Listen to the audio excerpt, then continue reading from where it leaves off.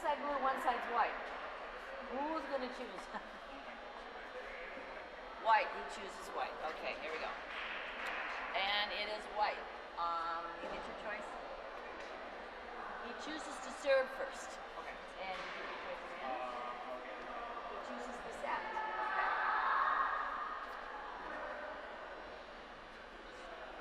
2-minute warm-up starts now.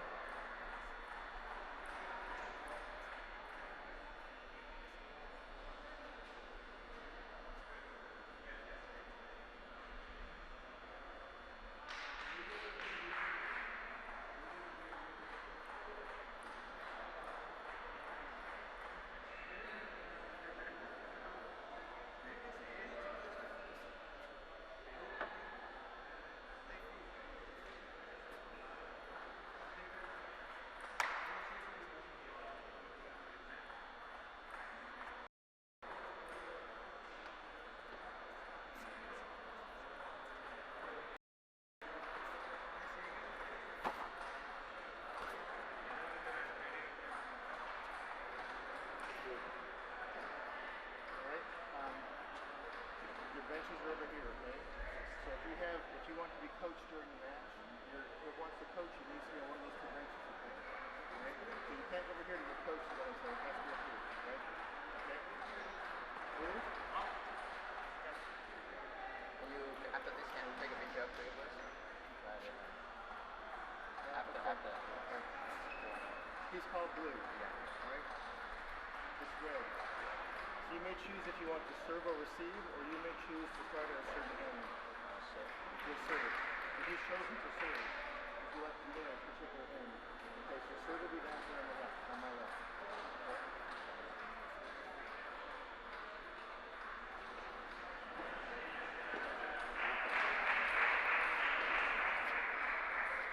He wants to photo of the this.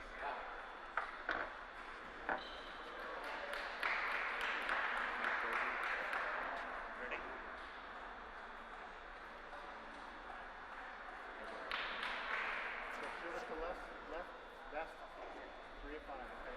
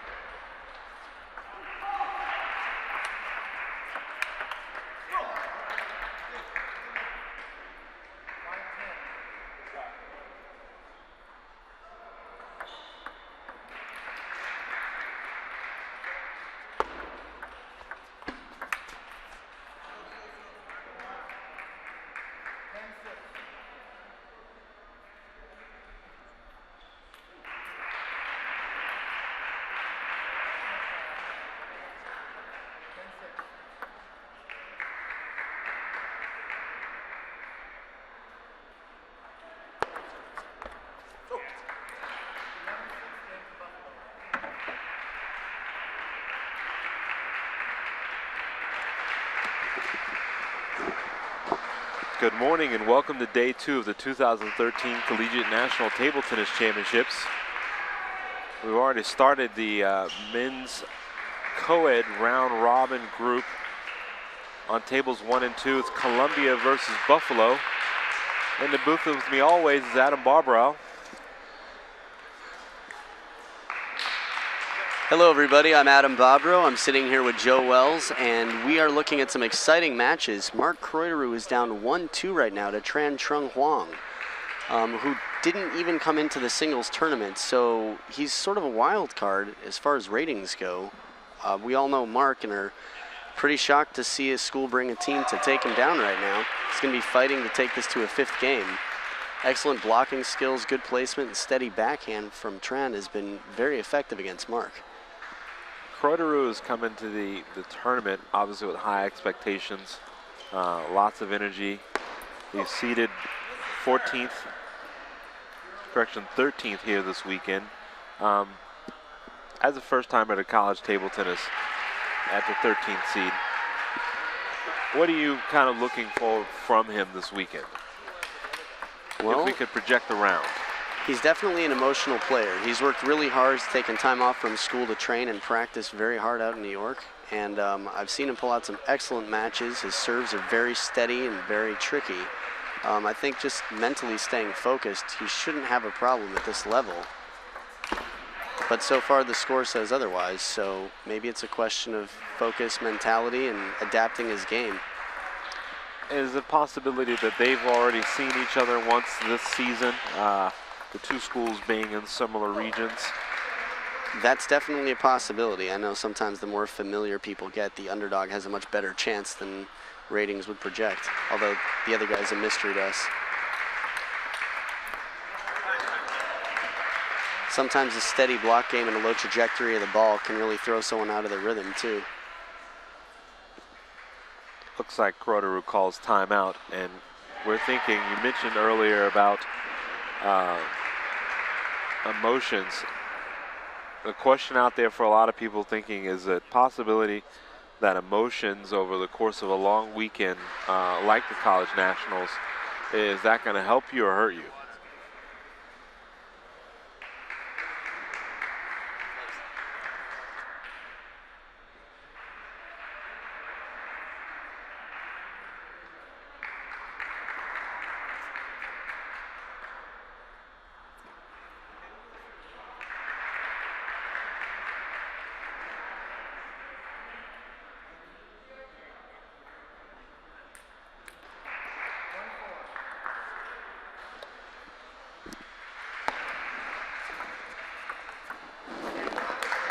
You know, I'm sort of surprised that I'm not seeing some of Mark's more signature. I mean, of course, that serve is a signature for him, but he has some very tricky serves. Tran seems to be handling his inside-out serve to the middle of the table pretty well right now.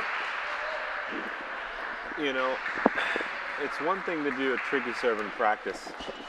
It's another one to try it during matches if you're not as confident with that serve right now. And I completely agree, but I've seen Mark do it tournament after tournament after tournament to great effect. I have to wonder what went on in conversation during his timeout. He's got to do something to break Tran's rhythm right now. He's definitely down. He's going to have to bring out whatever he has right now.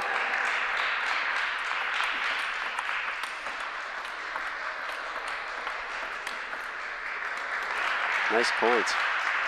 Tran's keeping him pinned on the backhand, waiting for Mark to turn around. Once he steps around the ball, Tran's been very effective at punching it down the line.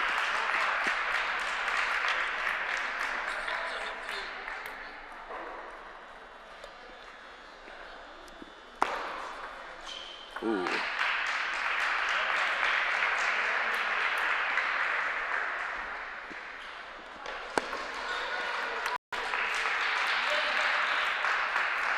That looked like one of those tricky serves that you mentioned earlier.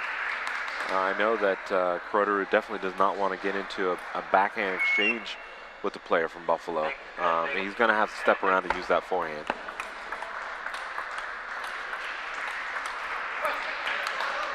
Definitely looks like a waiting game. Yeah, I just don't see him winning this match staying on that backhand corner. with that kind of exchange. And there he takes a step around and does a forehand push. Remember that the players can go to the towel box every 6 points.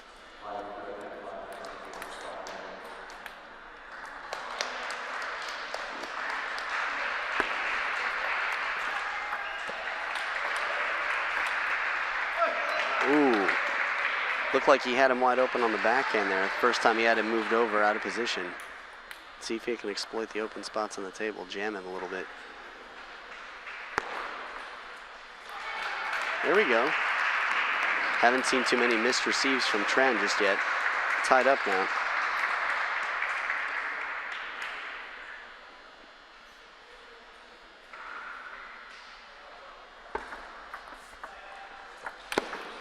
There we go, big forehand.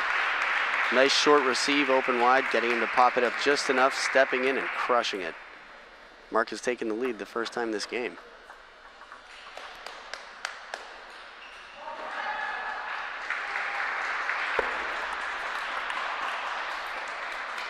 Whoa, outlasted him in the backhand to backhand exchange. Mark has 2 serves to finish the game.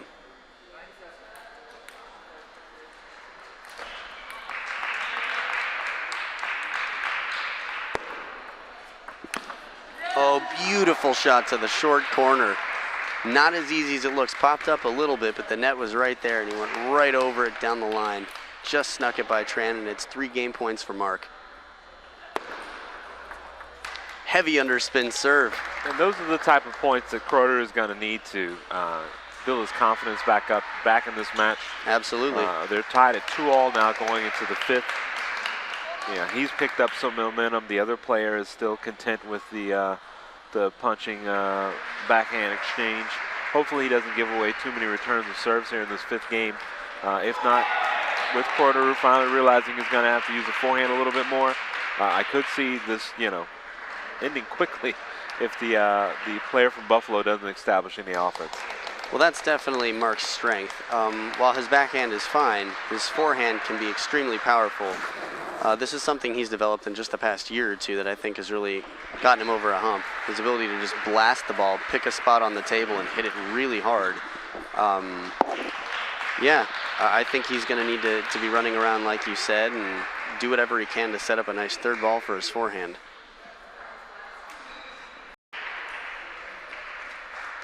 Pretty even match so far. The points exchanged are exactly the same. Dead even. Game 5. Tran serve. Nice. The receive to the forehand seems to be opening him up. Tran's been having trouble on the short receive to the forehand.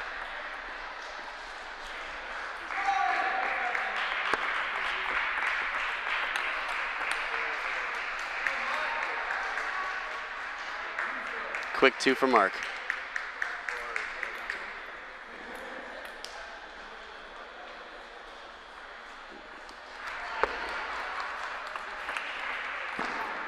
Ooh, nice opening forehand, slow spinny, blocked, and he had a little trouble covering the forehand corner after that.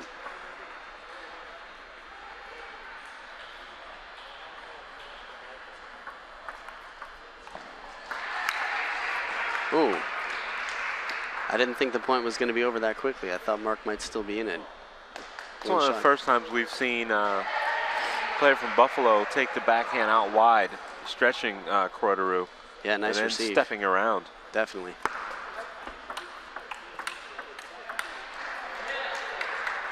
Good exchange.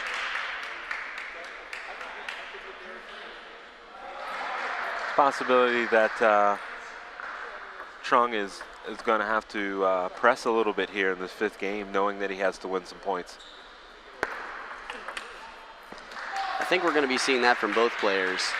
When Mark tightens up, like many people, the ball tends to be a little bit more conservative, and he sort of loses the strength that he normally has on his forehand, especially. Timeout by Tran. What's the coach saying, Joe? definitely looking like he's trying to find a way for him to get around outside of that corner on the backhand exchange. He knows that the player from Columbia is establishing forehand first, and he doesn't want to get caught just sitting there blocking the ball. I imagine that maybe he's going to break up the rhythm a little bit, move Kroderu to his right a little bit more, opening up that backhand side some. Yeah, I wouldn't be surprised to see some more backhand flips, some over-the-table play, a little aggressive receives from Tran.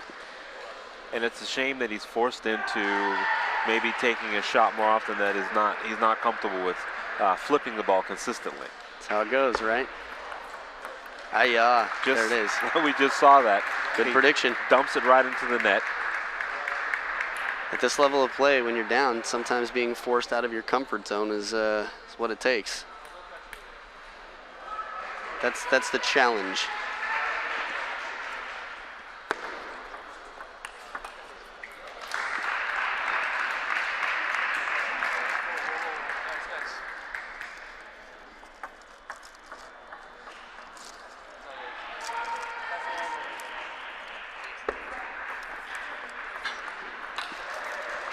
Oh, just long with the backhand punch sailing over the table.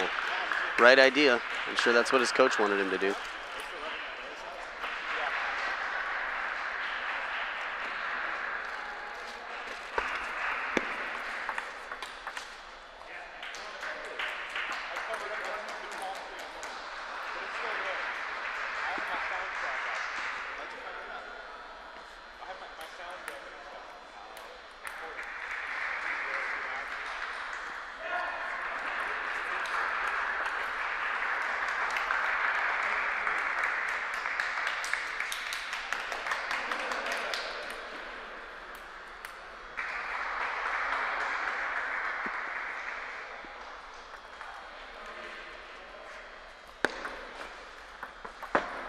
Ooh, don't know what happened there.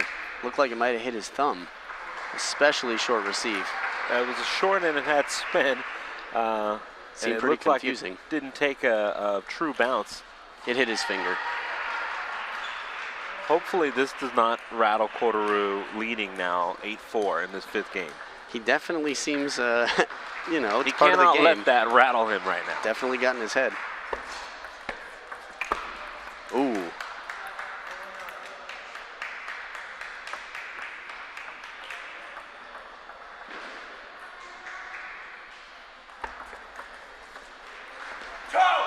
Ooh. Nice break there for Mark. For folks at home, please be conscious of the cho and the face pump, holding the fist too long. You can get carded for that.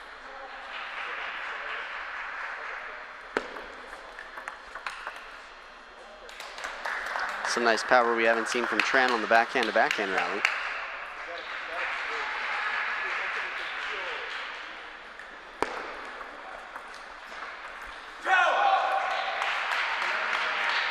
Mark has taken the match.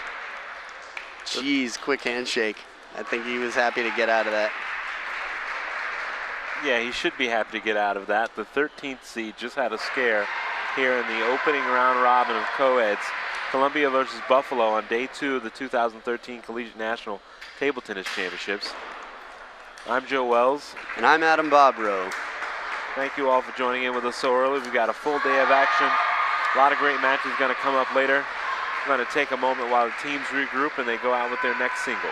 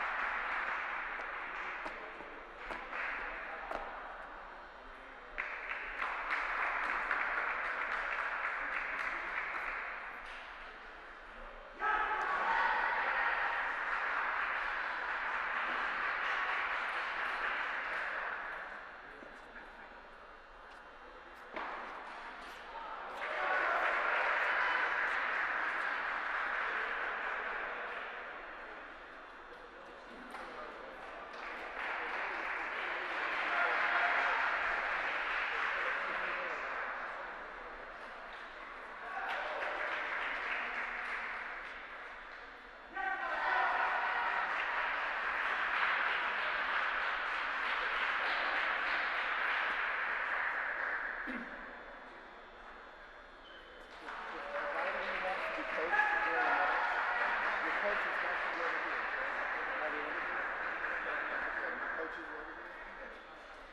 let you take the coin toss. It's red, blue on one side, and red on the other. 10 o'clock round match. Team photos will be in the exercise room. If you're not competing in a 10 o'clock round match, team photos will be in the exercise room. The teams playing table 12. Service will be down here, okay? That's 3 to 5. Okay? 3 to 5. You'll start your warm-up. Okay? Here.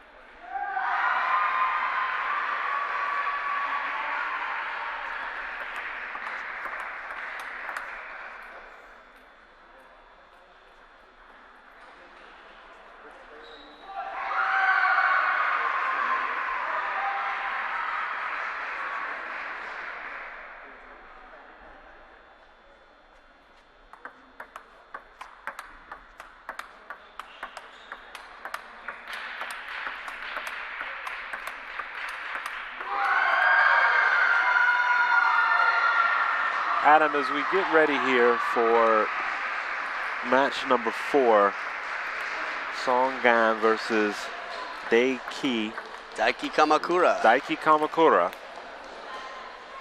The player from Buffalo was warming up backhand side to the Columbia player's forehand. Is that a common thing you would see when you're just doing warm-up? Someone's going forehand to backhand if they're both right-handed players? Unless they're playing down the line, it's not usually very common. I do it sometimes just if I feel that my forehand touch is already ready and I want to make sure that I have my block down for my backhand. So that might be something. Someone had an imbalanced warm-up before. Sort of whatever it takes for them to feel prepared. Definitely not super common, though. That's okay. Fair enough. I just wasn't sure if the player might not be as confident in his ability to forehand block or to control the opponent's forehand. Well, is that not kind of a tell of the player's hand before the match even starts? it could be. And while all the teams here are very strong, having made it through the divisionals and the regional level, at the 4th seeds, some of the players aren't quite as advanced. Service warning right from the start. Well, the umpire establishing the service expectations early in this match. Fault already. He's been called for it. Warning and point. First time we've seen that all weekend. Sure is. We've seen a few warnings. That was a double fault from the start. And 3? He is being called for dropping his hand below the table and tossing upwards. It has to stay above the line. I think he still doesn't understand. I think there's a communication error here. Watching him communicate with the umpire, it didn't seem like he understood.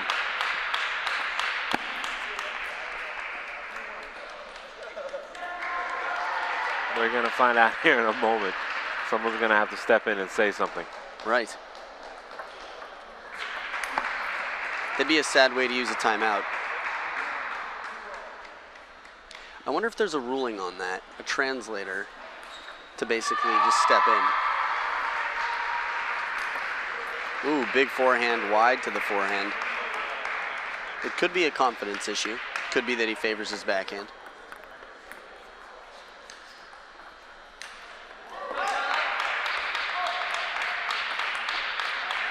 Adam, it appears he made the adjustment. The hand is not dropping below the table right now. Good.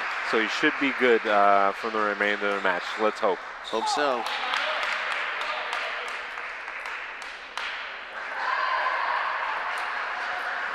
Nice spinny patient shot.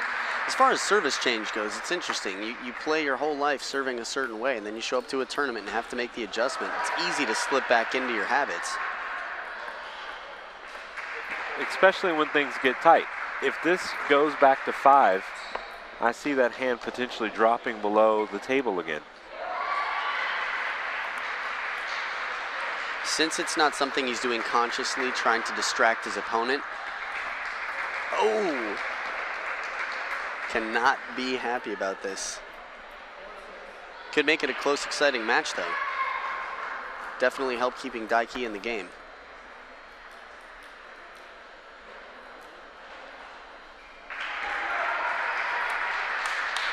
I think we know what the coach is going to talk about. Break. I mean, 3 points just to service faults. That's a deal breaker. Sure can be, anyway. Nice shot. Tough to serve long, especially if it's going to be slow. Just leaving open the first attack for your opponent. I'm going to watch the serve closely here just to see. For viewers at home, it might not be so easy to tell the height of the hand. Okay, very nice. Oh, good backhand exchange, trying to beat him wide to the forehand, just off the side of the table. Just off stroke appearance alone, the Columbia player seems to be the stronger of the two on the table right now.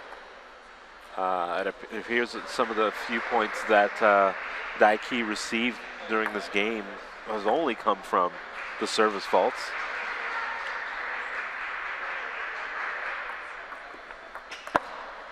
.75% of his points were service fault points. Game 1 to Songgan.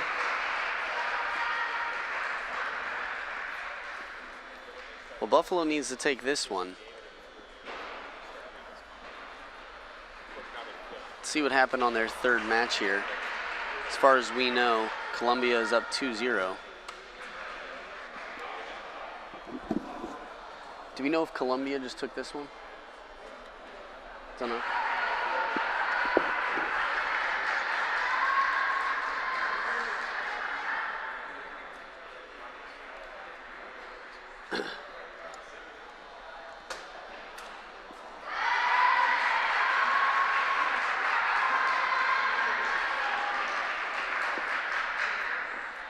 Excuse me?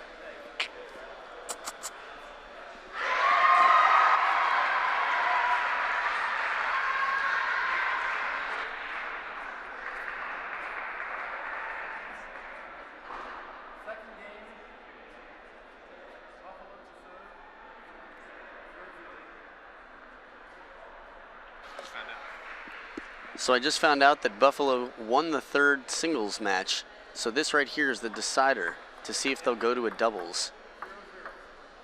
Right now, Daiki is fighting to take it there, down 1 game.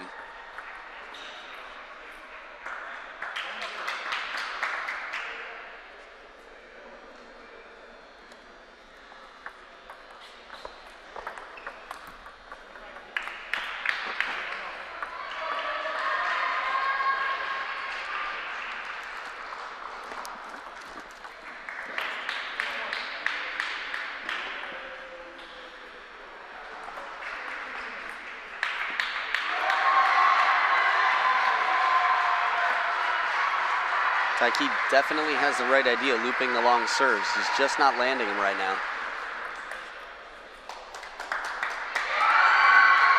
Both players continuing to serve long.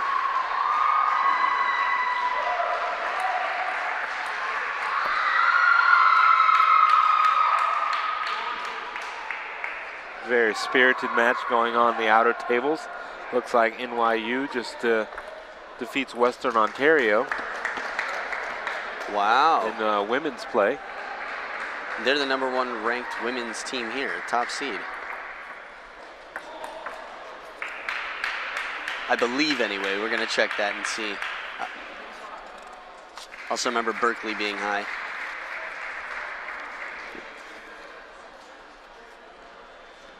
Berkeley. Oh, Western Ontario's number 4. Well, they're in top 4. There we go. And NYU number 6. So that's definitely an upset and a nice win for NYU.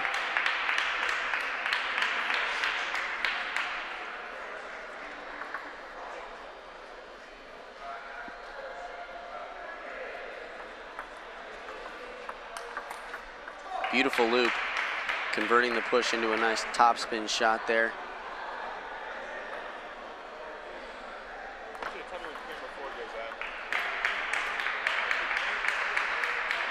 It could just be a question of experience. Ooh. Well, at least this time it was legal.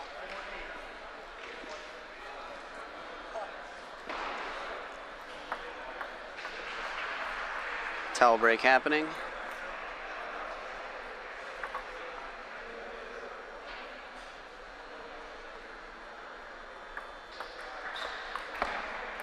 He earned himself a nice third ball, but just was not able.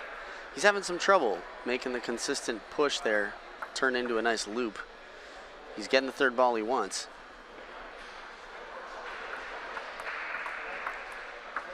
That was a good block.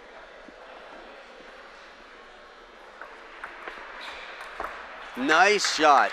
One of the best shots we've seen this match, actually. I believe he got called for another service fault.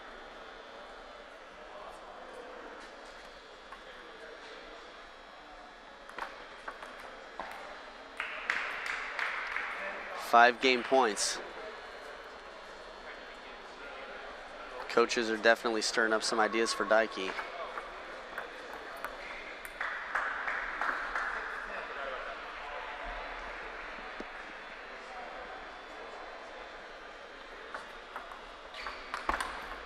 Nice. Stepped around the backhand, made a great forehand attack there, putting some pressure on Song, blocking it into the net.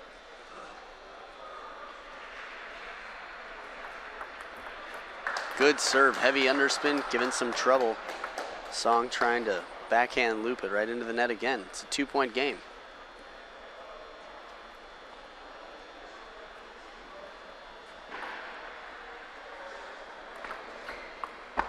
That serve was definitely questionable. I thought he was going to get called for it.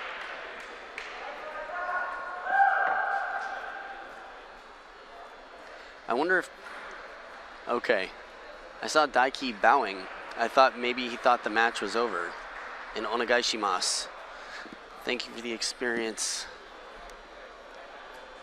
Normally before the match in Japan, you bow 4 times. Once to the umpire, once to the other umpire, the audience, and your opponent. So Seems like after a full day of a tournament, there's you gotta have a strong back.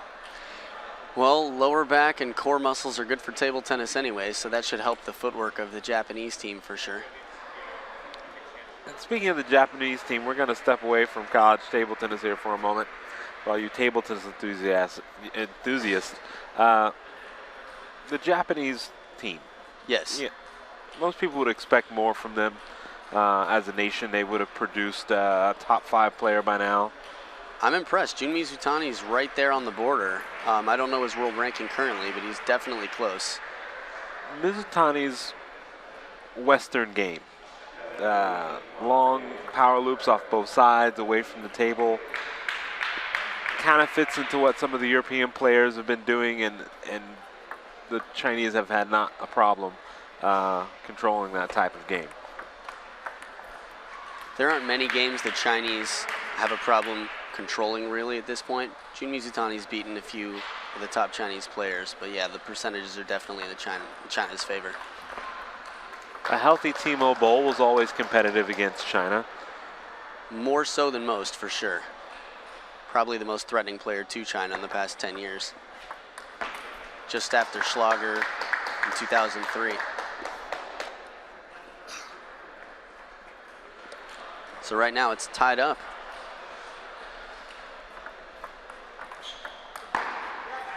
Nice loop from Daiki. He has the lead for the first time in a while. Let's see if he can take it all the way to the end here. Game by game, he's got a long road ahead of him.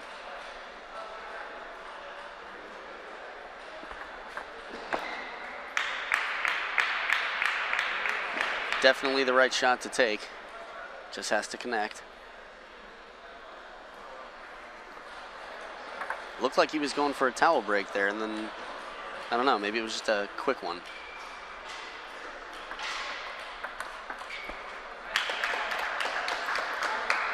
Now this could get very, very interesting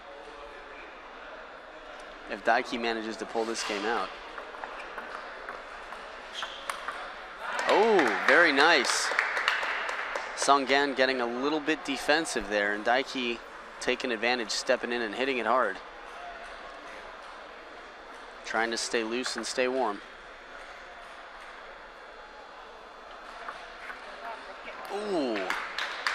3-point lead. I think this is the biggest lead we've seen for Daiki all match.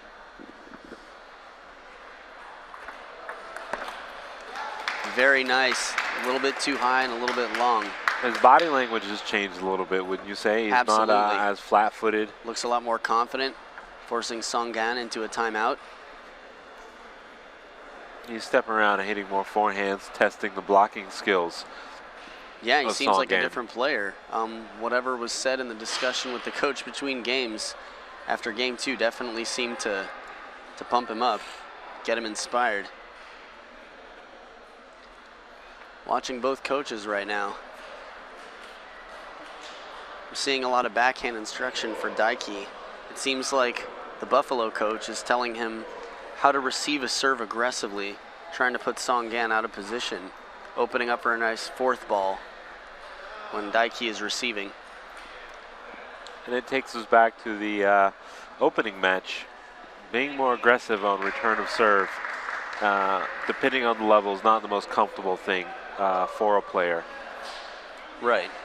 The problem is, for a lot of players, if you give the server what he's expecting, that's a problem. You can't be setting up the third ball for your opponent. You need to do anything you can to distract, to interrupt the plan of the server. No, absolutely, I agree.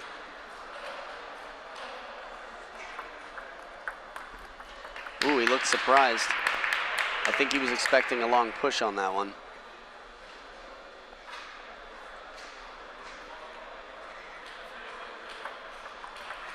There he goes. Nice mid-distance underspin serve, forcing Songgan to flip.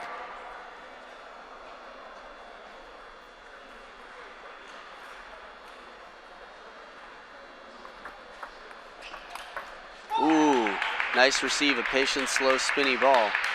Song stepping in with the strong counter. Daiki might have to lower that.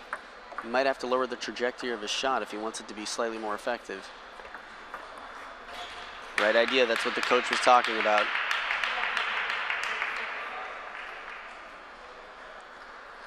See Daiki practicing a punch. I think he knows he got it a little bit too high. It's just trying to keep straight what he's got to do.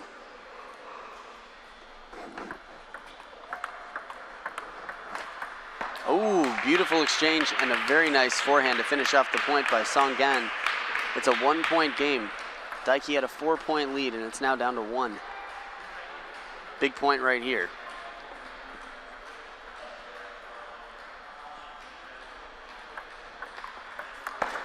Beautiful execution, beautiful.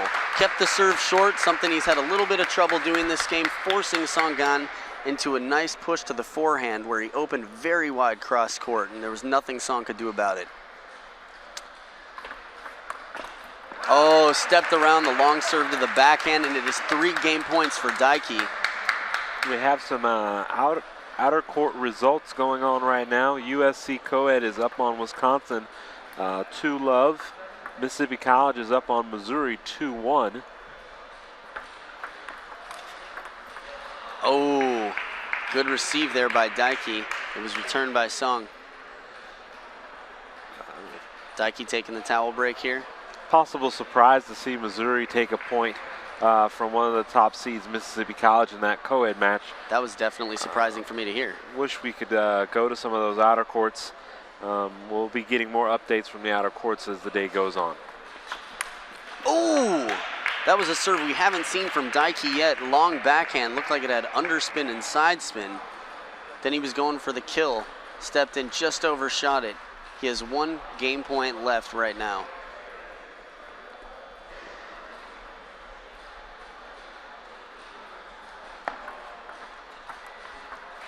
Oh, and he does it. Changed up the pace. I thought he was going to attack. He pushed it wide to the forehand. A little bit of a mid-distance shot. And Song was just expecting a different shot. A little bit off balance and was not able to loop it back. Wow, from a 4-point lead to an 11-9 win there. 8-4 to 11-9. Daiki lives to see at least one more game. And if he can take it, if he can take the match, going to be going to doubles. Adam, I'm impressed at Daiki being able to bounce back here in the third game where it looked like he really didn't have any weapons in the first two games. Absolutely. But some helpful tips from the coach in the corner here. He's established some forehand, forcing Songan to block a little bit more. We'll see what happens now that we go into game 4, but obviously a little bit of change momentum here in this opening team tie, Columbia versus Buffalo. It's interesting. If you look at the body language of Daiki, he's clearly doing everything he can when he stands with his coach to take it all in and just apply what he has learned. So he seems very excited and grateful to be here and making every effort he can. Again with the bows. Yep. Sort of subtle ones, though.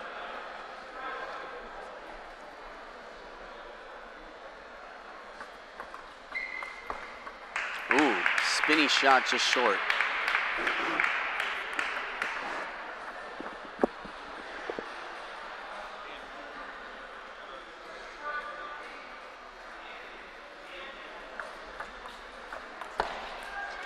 Right idea, just long.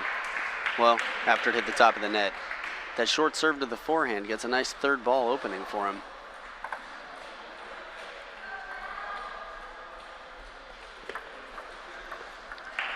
Song managing to keep his hand above the table. He's made a conscious effort.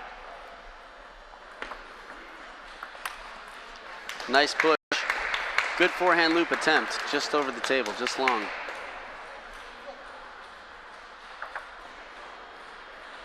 I'm hoping to see a mid-distance or short serve to the forehand or center of the table here. A blocking game from Daiki. Haven't seen a ton of that. Trying to keep it on the table is what it looks like. He has a very good wide shot to the forehand. I hope to see him use a little bit more of that too. Just a question of getting the opportunities right now. He's got to earn himself a nice ball to put away wide to the forehand. And stepping around the backhand, driving it hard into Song's racket. Off the table. Very smart play. I'm liking the aggression that we're seeing from Kamakura here in this fourth game.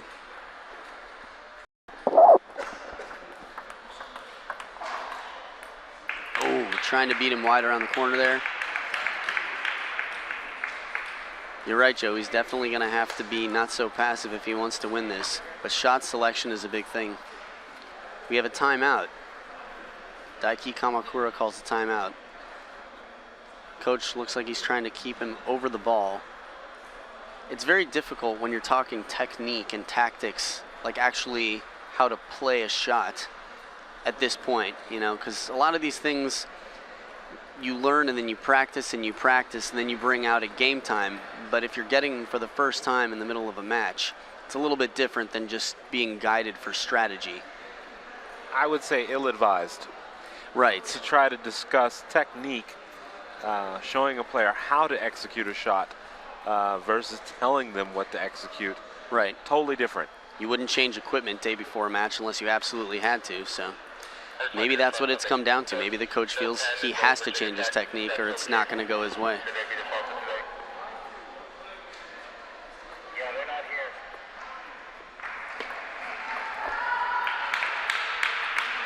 It looks like he's making the right choices for shots to take. He's just not making the shots right now.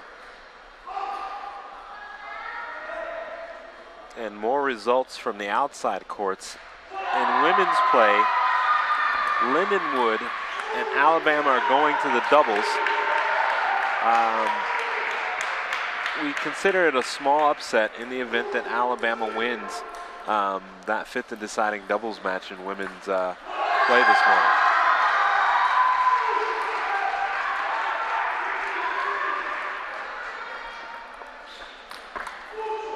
Big loop there by Daiki, deep into the backhand. He takes a very spinny shot. When he makes it, it's going to be tough to block.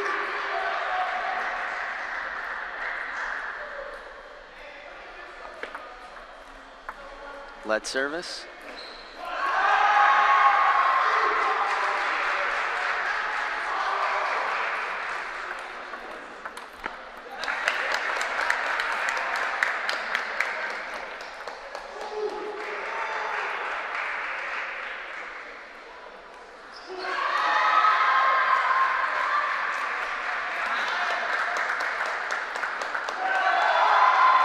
Another aggressive step around there from Kamakura, driving that forehand down the line.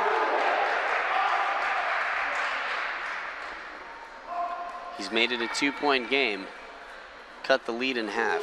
Now he has 2 serves to tie it up.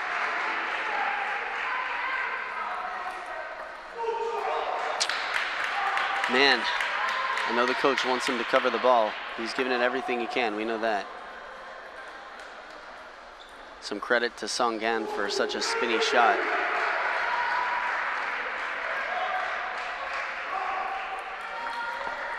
Nice receive, waiting patiently for the long one. He's 2 points away from taking the match. Daiki has no timeout left. Oh, wanted to creep over the net and it didn't. There's match point for Song Gan of Columbia. And there you have it, folks. Song Gan of Columbia takes it 3-1 here in this morning match in co-eds, Buffalo and Columbia. Columbia wins this match 3-1. Coming up on more tables here, we're going to have UC San Diego, led possibly by Vlasa Branic. Brana Vlasic. There you go. Say that 10 times fast. It's like Vienna sausage. Brana actually played an excellent match yesterday against Santos from Texas Wesley in the top seed. I saw the first game 11-9. Counter loops you wouldn't believe him blocking. She's playing great. I actually sat next to her at breakfast this morning, so I know she ate well and is feeling pumped. Simon's Burger Company. That's their sponsor, yeah. UC San Diego's uniform. Great to see college teams get interactive in the community, try to find ways to fund their programs. I know it can be expensive for a lot of these teams to travel and come up with equipment and come all the way out from California to the Chicago area here in Rockford. Love to see that. Well, a little fun fact about Simon's Burgers. Simon Lee, who's an avid table tennis player, is a big supporter of collegiate table tennis. He sponsored both of our Southern California division tournaments this year. Without him, it wouldn't have even been possible. We had a beautiful facility down at Balboa Park in San Diego, and here he is sponsoring the San Diego team. That's awesome. Shout out to Simon Lee and Simon's Burgers Company. Also Sushiya. He's got Sushiya as well. This man is he's feeding people well. There you go. Sounds great. If I'm ever in the San Diego area, I'm going to have to check out Sushiya. Oh, you'll love it. Also, to our sponsors, Noogie Robopong, Butterfly North America, the City of Rockford, and PR, etc. Thank you to all the sponsors that made this championships possible. We also want to take a moment to thank the NCTTA Executive Board and supporting staff and all the volunteers that came out this weekend. Thank you, volunteers. We Hopefully, really appreciate it. Anyone listening at home, if you're in the Chicago, Rockford area, please come out and visit us here at this beautiful facility. And if you're watching us right now live, log in on Facebook to the NCTTA group. We want your comments. We want your feedback. Want to hear what's going on. Start up a little conversation. It's going to be an exciting set of matches here for the rest of the day. Yesterday was very exciting. Doubles going throughout the day, some excellent team matches.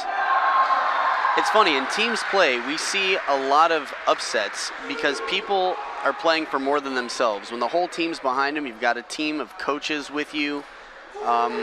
We see people pull out performances and other people sometimes who have the pressure to win, showing a bit of nerve.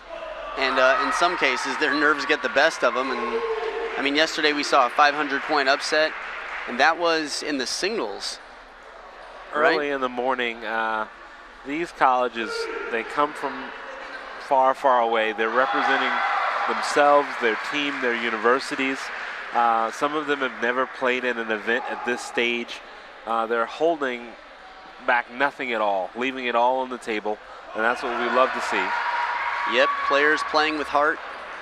It looks like Yoda Wong of San Diego is going to be playing Ranga Zhang. We saw Ranga yesterday. She actually had a heartbreaking doubles match to decide in their round robin for teams what would happen. She's got an aggressive style from both sides. Yoda has a steady block and he's got a nice over-the-table game as well. Pretty traditional, right around the 2,000-2,100 level, playing a slightly stronger Ranga, who's 17 years old, new to the collegiate scene. Should be an exciting experience for people of any age, let alone someone fresh out of high school. Well, the one thing that we know that Ranga's going to bring to the table that Western has been bringing to college table tennis over the years is the excitement and passion, led by team captain Cyrus Aga, who's passionate about college table tennis. So we're excited to have this up-and-coming co-ed event here, Western Ontario versus UC San Diego. I'm Joe Wells with Adam Bobrow. We'll be back with you shortly.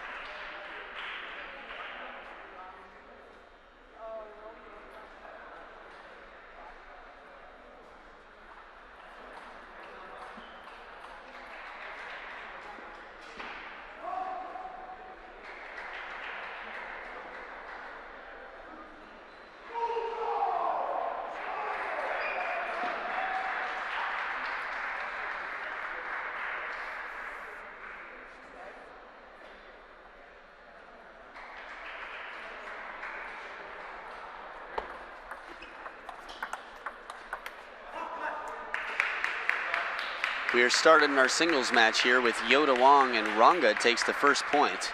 Aggressive forehand catching the edge of Yoda's paddle.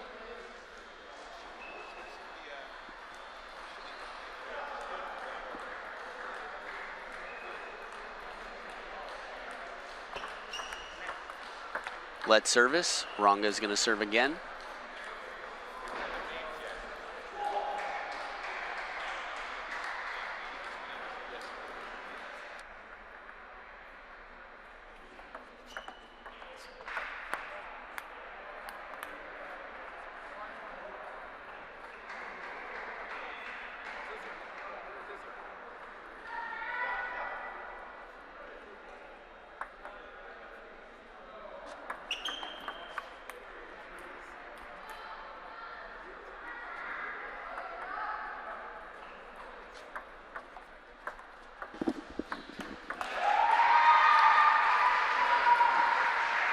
Yoda taking the second point.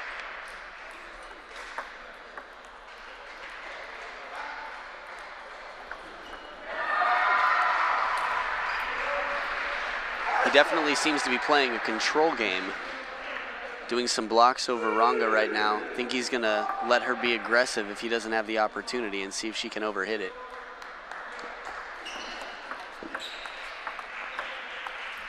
Oh, beautiful backhand opening, and he turned for the forehand. A little bit far away from the table, letting the ball dip, making it not as easy for himself as he could, for sure. Lucky break for Ranga.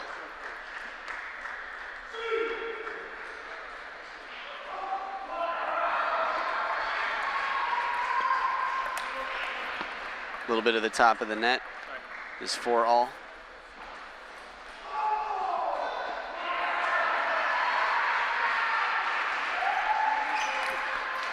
Ooh, popped up high. Ranga leaning in over the table, not connecting. Beautifully spinny backhand. 6-4, Yoda extends his lead.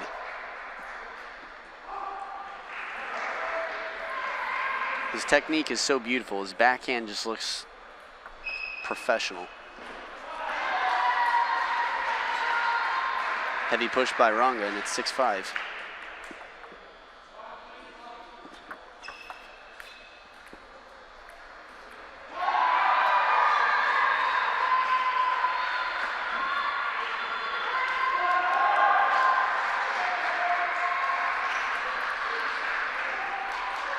Deep serve to the backhand.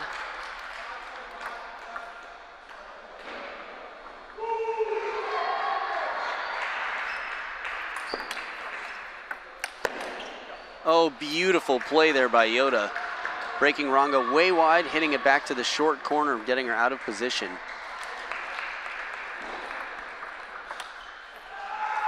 A little overzealous there on the punch. Standing up a bit straight. Normally he makes that shot.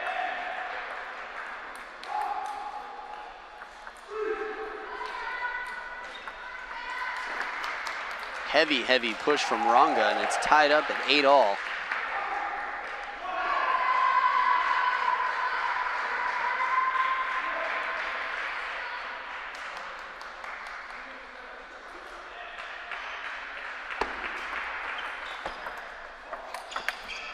Spinny, spinny first ball there. Nice third ball attack followed by a flat hit to close it out for Ranga. It's 9-8.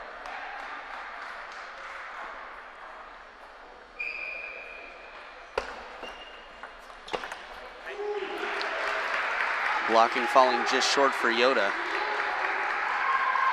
This is 2 game points for Ranga.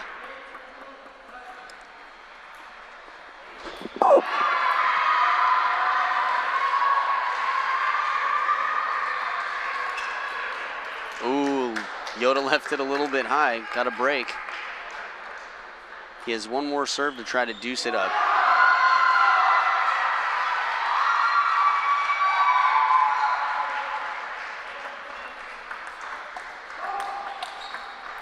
Oh, good movement by Ranga. Yoda doing a good job of trying to get her out of position. She came back punching the backhands and closed it out 11-9 in the first. Joe, this is a big match right here. Brana leading the San Diego team on table 1 is a strong player. I think she's expected to pull out the match. Can you see the score on that table? It's 9-4 in game 1. Brana leads her opponent, second-year player. Bobby Song. We're watching Brana now, serving to Bobby Song.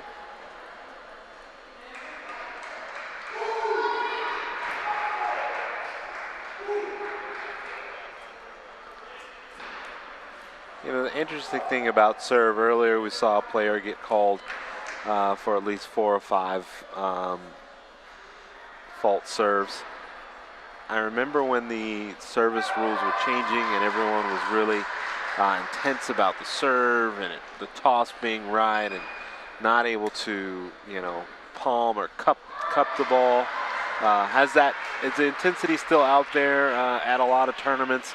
I just saw Brana, she palmed her ball. It wasn't flat. Her hand was not flat. Well, it's interesting. The line is drawn. I mean, it doesn't have to be like an hors d'oeuvres tray where the ball would be rolling about. It's just if it appears that you might be able to get any sort of grip on the ball to spin it if it's too cupped. I think it's actually been a little bit lenient over the years, which is why people have taken advantage of it, and now people are making complaints and starting to step up and enforce again. Well, they need to. If you're going to make such a drastic rule change, which honestly can affect the outcome of a match, you got to enforce it. You have to enforce it. That's right. We're back with Yoda and Ronga. Yoda serving lost the first point. Ooh, beautiful movement. Second ball, a little bit out of position, lobbing it just long. You know, I think this match is so crucial because if Brana takes the first, after that it puts a lot of pressure on Western Ontario to win the next two singles. There's a strong chance for doubles for San Diego here.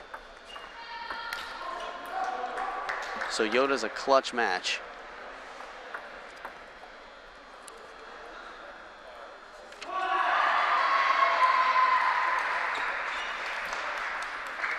Going for the spin on the long serve, spinning it just into the net, having a little trouble reading Ronga's serve. Yeah, we could talk about the service rule all day. I have a lot of a lot of thoughts on it anyway. This is going to be a very tight team tie here. Western Ontario, the 12th seed, UC San Diego, the 13th seed. Wow. On paper, it could go either way, and it appears that we could end up at the doubles. That's right, it wouldn't surprise me at all if that's what happens.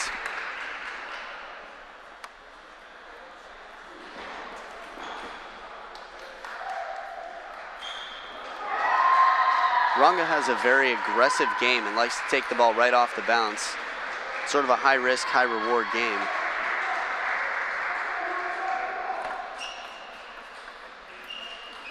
I hope to see Yoda spinning it deep on the table over and over. I think it's going to put a lot of pressure on Ronga to take shots that aren't so high percentage. Now that's a better ball. Stepping around, getting a little bit more of a loop and arcing that shot increases your margin for error as opposed to trying to flatten out everything, which is a really timing issue when you're trying to take the ball off the bounce. Right. And that one you were talking about, she went wide to the backhand, which is very effective. It looked like Yoda was not covering that angle.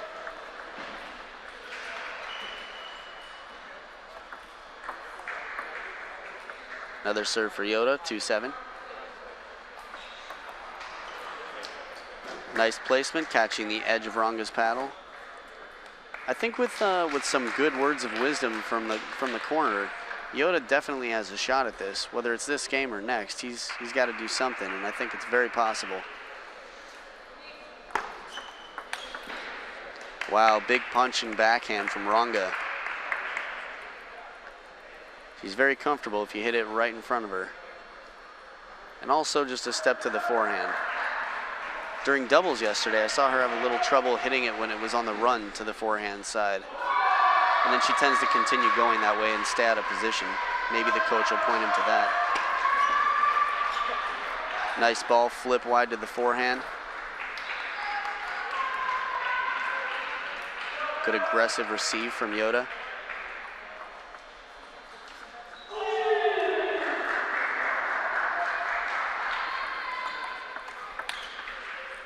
Ooh, edge ball. Between games, we're going to talk about Yoda's name briefly, because if I were at home, I would be like, dude, Adam's mispronouncing it. I wasn't going to say anything. I figured by now someone would have mentioned the fact that he has an awesome first name. Right. If that's how it's pronounced. Yeah, I'll tell you all about it. Backhand looks great. Heavy underspin from Ronga, just giving him some trouble on the receive.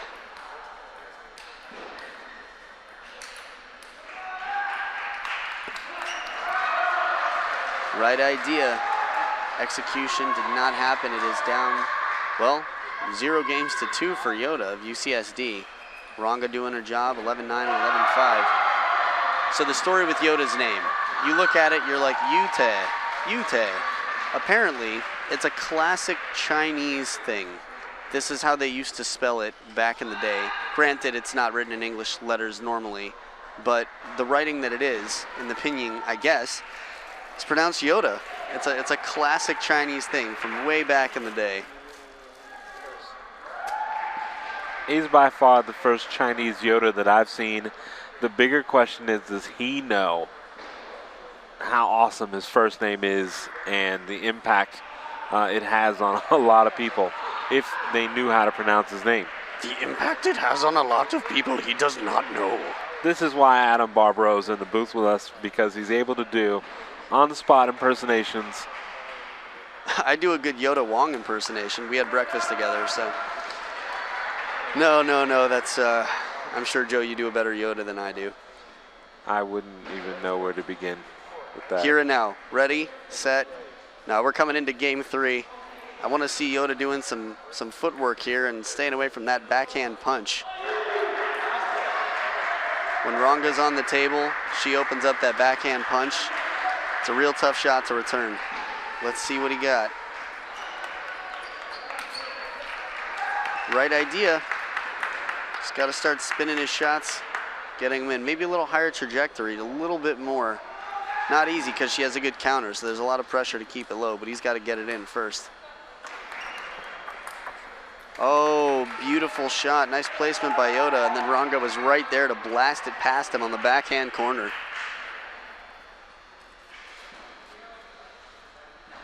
And just in case anyone's unclear, UCSD is in the dark blue and yellow. Western Ontario is in the purple.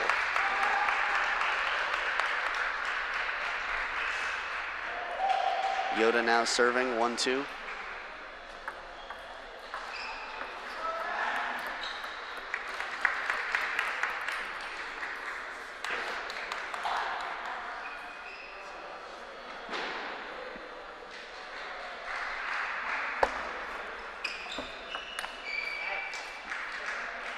When that backhand lands, it's going to be tough. His percentages just aren't as high as we'd hope right now.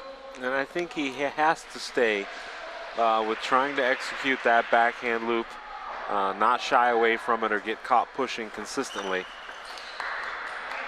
There we go. Little pressure, little pace from over the table, putting Ronga in the heat of the shot, catching the edge of the paddle. 2-4.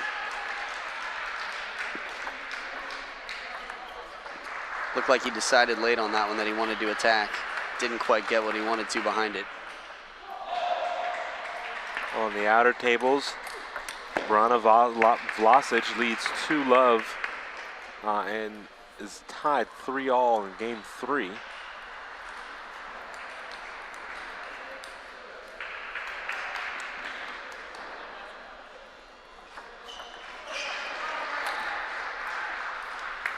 Heavy push by Ronga, forcing Yoda to drive it into the top of the net and off the table.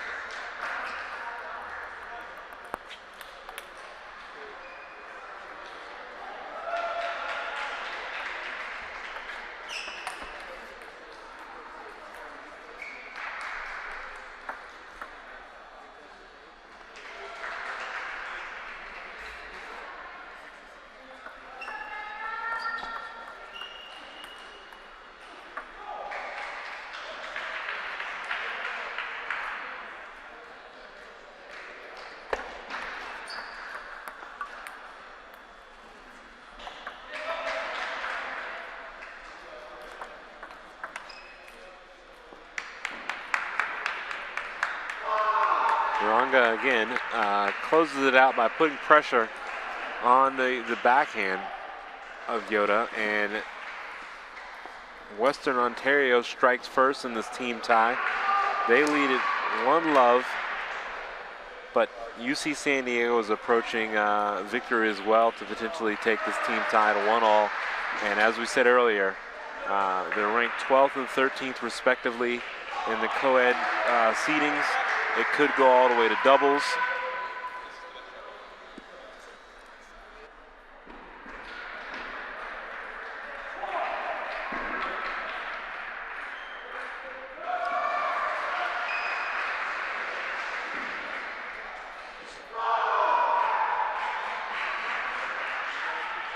We're now live on table 1 where Brana Vlasic is playing Bobby Song in the purple.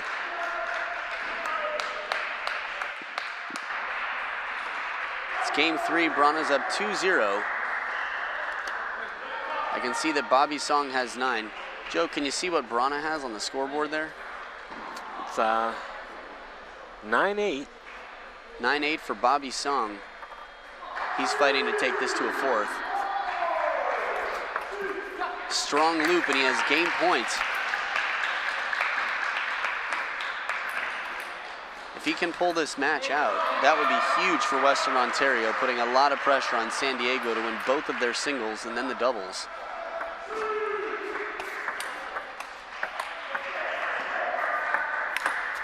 Oh, beautiful play. A lot of people get lazy against the lob. You have to move your feet and set yourself up for a good shot like that. Brana's lob came a little close to the net, and Bobby ran in and crushed it. And some results on the outer tables. It looks like Lindenwood's women and Alabama women's are in the doubles. Potentially the upset, Alabama, if they were to pull out that doubles match of a victory over Lindenwood. Other matches right now, USF men's team versus NYU. South Florida is on the board first at 1-0 in that co-ed match. We'll get some more results from that later. Virginia Commonwealth back at College Nationals again, fielding a very strong team. Tao Lee from VCU, one of the female players competing in the co-ed event, having no problem handling the men's game. Yeah, I saw her help take down Michael Landers in doubles yesterday. That was an impressive defeat. For anyone watching out there who has any confusion, this is an NCTTA tournament. It affects the NCTTA ratings, but not the USATT ratings.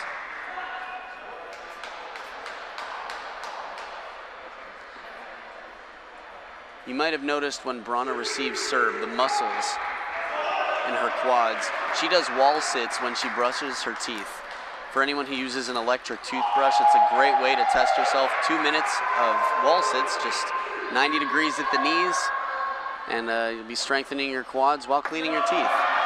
Very productive day, or at least 2 minutes.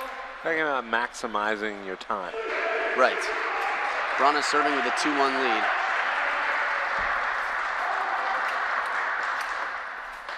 Beautiful play, wide angle, and just driving it past Bobby Song. Brana takes the first point.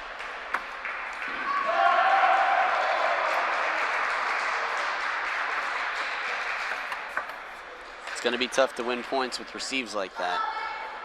Brana's serves are just deceptive enough to get her the ball she needs. Very steady loop, nice close to the table game, great block, good control. Bobby Song also has a very spinny loop, some fast feet.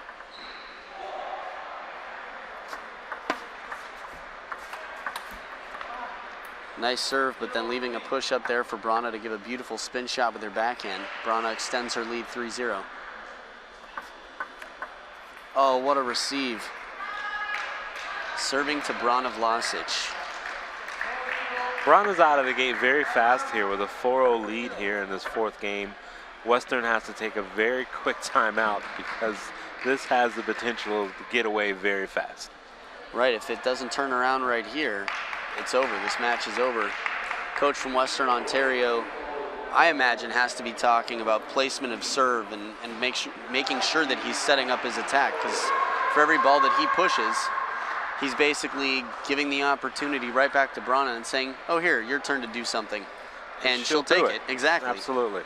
At this level of play, you can't leave the luxury of attack up to your opponent. Unless you happen to be a chopper or a very strong defensive player, you got to be fighting to take the first attack. You got to be serving not what you think might ace the person, but what might set you up for a third ball attack. At the higher levels, you see a lot of the players serving what appears to be a very simple serve, but it's not so simple to receive in a way that you're, denying them the third ball. Brana has a lot of experience doing that. Her serve doesn't look like anything fancy, but watch how many times it earns her a third ball attack.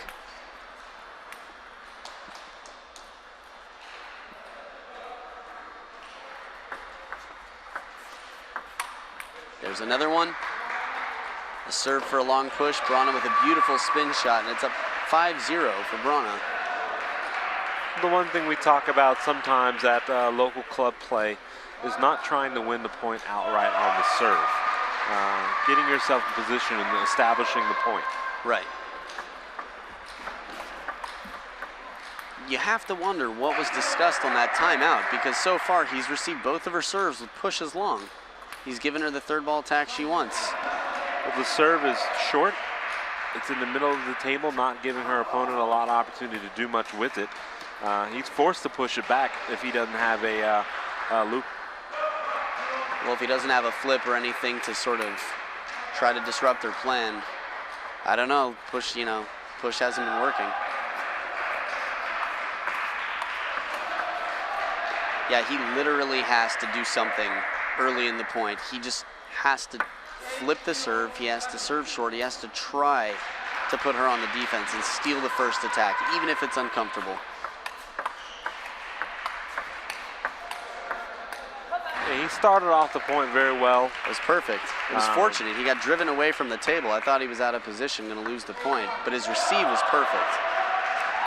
That's what we need to see more of. I hope he does a top spin receive here.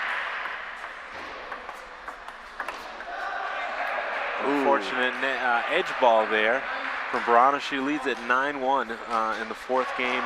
I don't see Bobby Song being able to come back from this. He has no weapons that are going to be able to hurt her. Except for 10 edge balls in a row right now. I don't know if you've heard about Bobby Song. Watch this. Oh, okay. He's saving the edge balls. First, he's just doing heavy pushes. Okay, not this match, but next time he plays. Right. If anyone out there knows that any match they've seen, someone hit 10 edge balls in a row, let Adam know on Facebook. Let us know on the NCTTA Facebook page. Send us a link. That'd be great. I'd like to see it. I would also like to see it. I will scream progressively louder for every edge that I see. Brana taking it 3-1 in a very convincing fourth game against Bobby Song.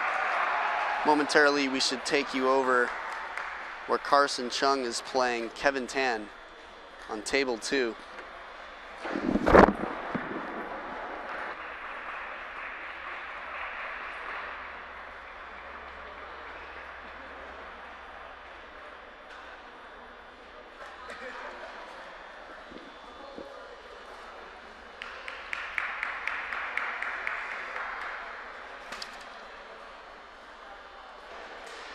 So the series is at 1-1 now.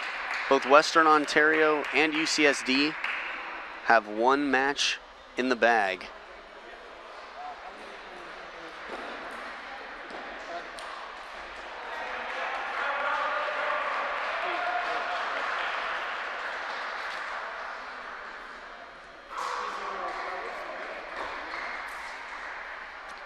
Tricky serve by Kevin Tang.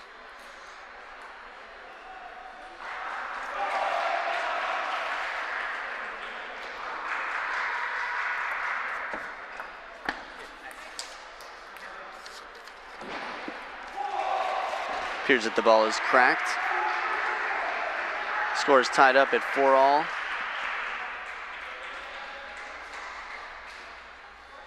It looks like Kevin took the first game.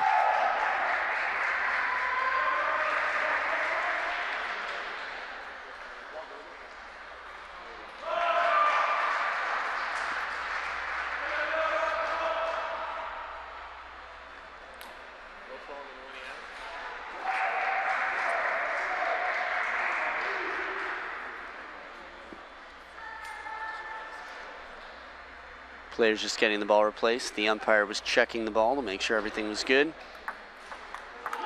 Player's going to test it out, make sure they're satisfied with it, that it's round, not an oval-shaped wobbler, no cracks in it. They both agreed and they're ready to start. Carson serve.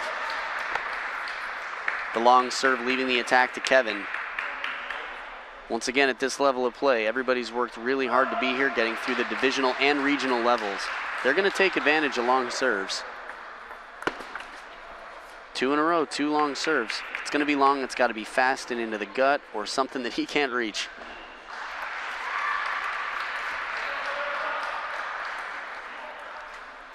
Kevin extending his lead 7-4.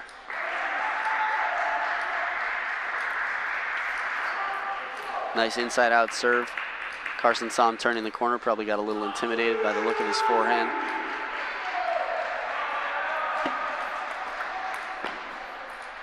There we go. That's what we need to see. Nice short serve, earning a push for his forehand. It's 5-8. Oh, pulling a shoe sheen, scraping his hand on the floor. Would have been awesome if he made it. He's now pledging allegiance to the flag.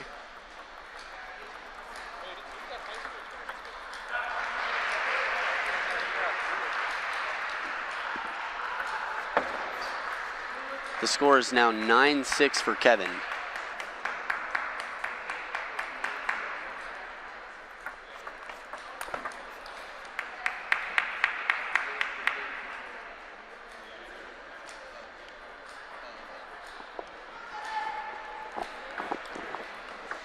Four game points against Carson. The long serve, not the way to go. A lot of people feel, Joe, that they have an especially spinny serve, or it's just more comfortable, or serving it short feels sort of chicken because it's softer.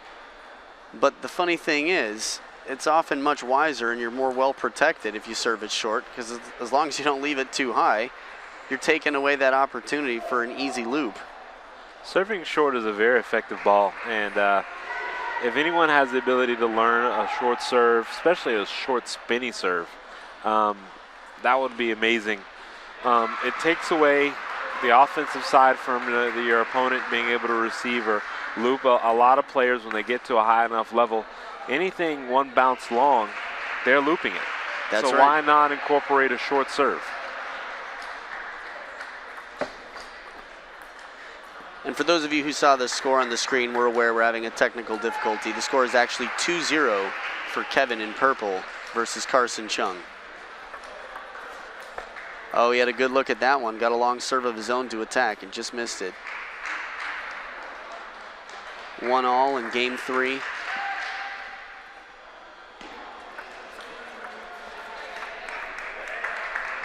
Carson takes the lead, push exchange. Oh, clever idea down the line. The down the line serve is another one that if you don't do a whole lot in practice, bringing it out in game time is going to be tough. Yeah, your angle is decreased.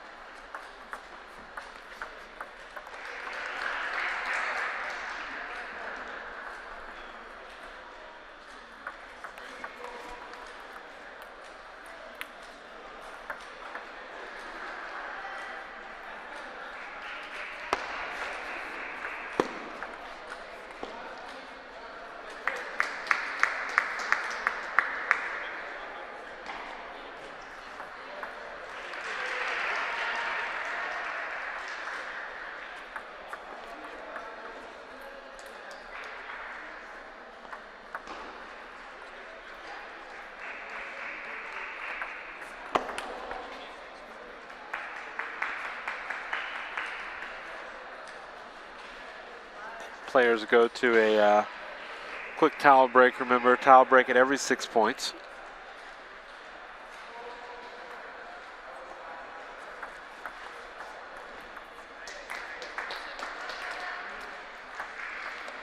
Nice heavy push by Carson there. He's up 3 points. Ooh, an aggressive shot there. Barely, it was so fast I couldn't even see it hit the table. 6-8 now, 8-6. Carson trying to close this game out and take it to a fourth. Oh! You can't give away serves.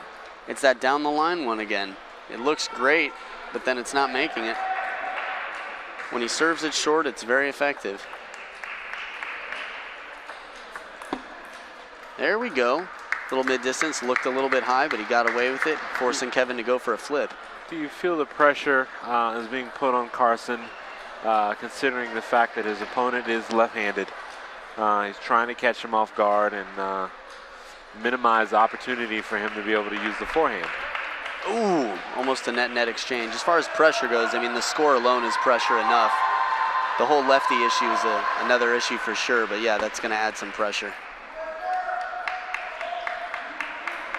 Kevin closing in. It is now 9-all. Here's some pressure for you. Just when you think you're at an opportunity to win a game and get back into this match, you have to fight to stay in the match now. We have a timeout. I guess it wasn't clear to the umpire that the timeout was called. Carson's going to be given some strategy from teammates here. What do you think? He's got 2 serves. What do you think they're telling him to do on his serve, Joe? Carson can't go with the tough angle down the line serve. If he wants to just stay in the point and establish himself, maybe just keeping it short. Getting the ball in play first, not trying to win it outright on serve. He definitely does not want to give Kevin a long ball on serve. I think you nailed it. Oh, it looked like it came off the table for the third ball he was waiting for. He got the long push and didn't take it.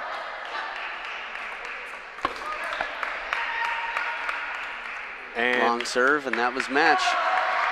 Just that fast from the timeout. I mean, it's 9-all and he loses it. The right idea on the serve, but I think nerves probably had a factor into why he didn't take the ball he should have. He played it safe, get it back in play. He wasn't even, thinking, hey, be aggressive, take my shot. It's funny, play it safe is a term that I feel like could not misrepresent the situation more. Like, it feels safe because you're playing slow, you're more likely to make the shot, but you're far more likely to lose the point. You are, and that's the nerves part of it. Right. At 9-all, you had a lead, maybe realizing you just squandered a lead, an 8-4 lead. Is going through your head at that time. Yeah, hopefully we're going to switch back over to table 1. Kayer of San Diego is fighting. He's fighting Ray Hu. Here we are. It is advantage Kayer. And there it goes. Kayer takes the game. That was game 1. San Diego fighting for a doubles opportunity here.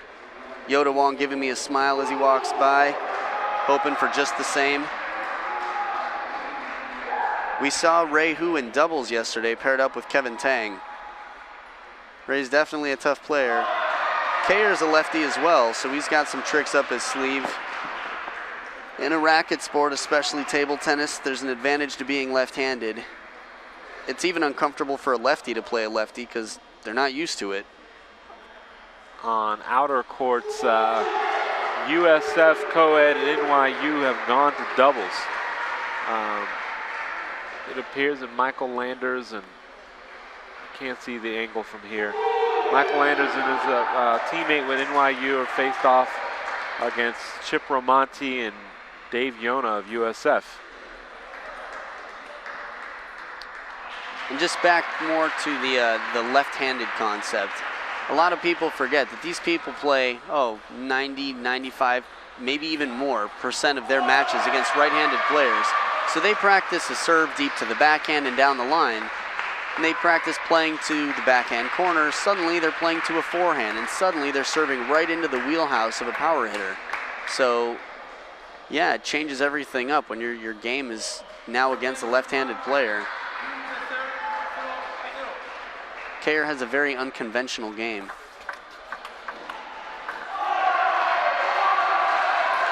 A few conventional shots, though, to take the first point.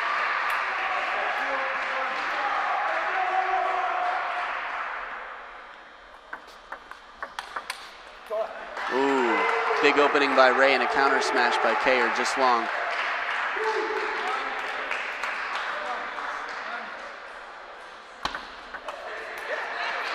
Long serve fortunately had enough spin on it to drive Ray off the table.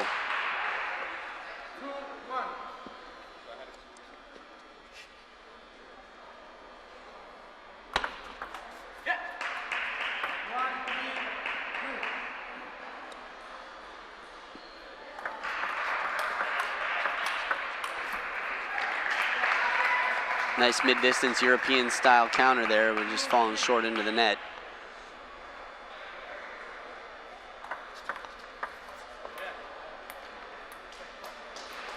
Funny, the placement on that one seemed to catch Ray a bit off guard, moving wide to the forehand. I don't know, maybe Ray's just tight or a little stiff. It doesn't look like Kayer's giving him shots that he shouldn't be able to take advantage of here and there. Yeah, he's not able to finish the follow-through on those forehands. There was one. Yeah, he got the first one. Kayer with a nice block fast back, and Ray was standing up and out of position.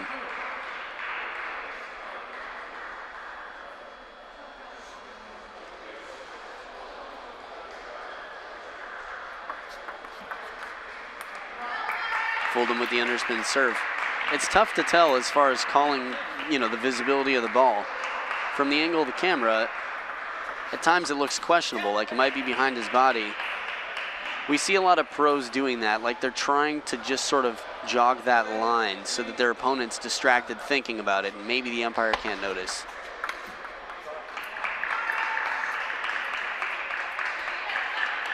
Good play by Ray, but we still have a few more of those to go before the game's even.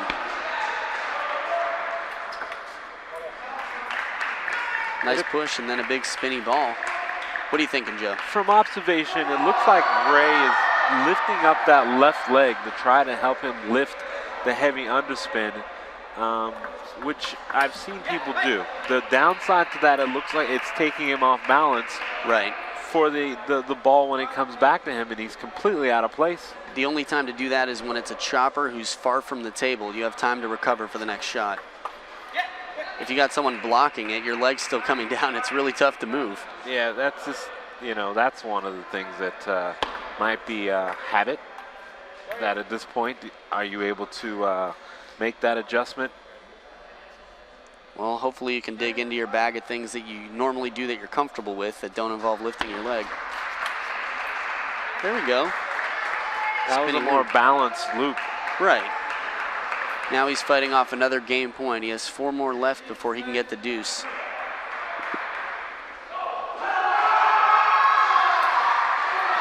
Nice shot. 10-7.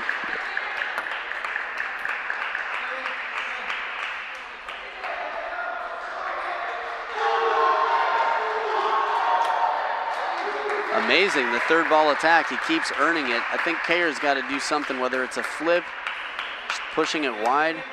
Anything he can do to avoid pushing it at this point, I think will give him the advantage. Oh, there he goes. A few consistent blocks and forcing Ray to take a shot that a little bit, I wouldn't say greedy, but definitely a shot that was a bit risky. Looking at the end of that match, it looks like Kayer escaped one. He had a 10-6 lead. 10-5 even. 10-5 lead, but he just kept serving the ball long. He had to have noticed that Ray was establishing some rhythm with the forehand loop, but he kept allowing him to loop. I think he was just hoping that, hey, I have 4 or 5 points on my racket. He's got to miss one of them. That seemed like the wrong approach. That's right. To trying to win a game. Right. Relying on your opponent to make a mistake. You need to, when you have a big lead, you need to stay tough. You need to be thinking before every serve, because 5 points, 6 points, that can be gone in the blink of an eye if you don't stop and think before your serves and your receives. I mean, all it takes is one good shot, maybe a 3-shot rally, the point's gone. If you don't think about how you're receiving the ball, this is the easiest way for people to lose the lead. Kayer's a pretty smart player. I think we're gonna see some more patience from him. I think we're gonna see a little bit more blocking and probably a little bit more looping. If I were UCSD and I were coaching him, that's definitely the track I'd put him on. You can't get Ray, if you let Ray get too comfortable on the loops, you see what he can do. That's the one adjustment I'd like to see Kayer make is on the serve, not allowing his opponent to establish any rhythm. he still goes back to the long one bounce off serve, allowing Ray to loop the opening ball.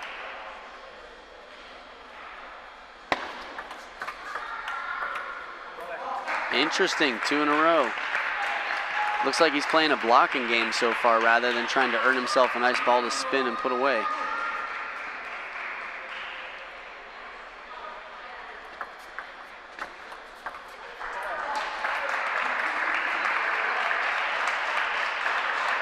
Wouldn't it be crazy if this went deuce in the 5th?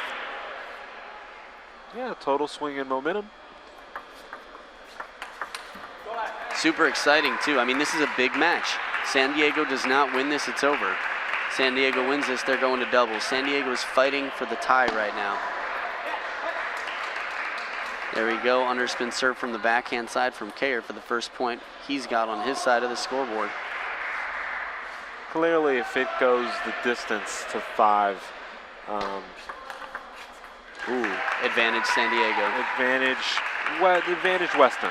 You think so? In this match, advantage Western. Oh, in this match, I see. Yeah, in this match, advantage Western if it goes to 5, because Kayer had an opportunity to be up 2-love, and he did not do it. I don't know if you've heard this before. I'm sure we've got some listeners and viewers out there right now that don't believe in momentum. That's an interesting thing. Those listeners never competed at a high level. Right. No, psychologically, it has an effect on you for sure. If you're up 2-0 and then you lose 2 straight, it's a little bit disheartening. I said it. You don't compete at a high level if you do not understand the concept of momentum.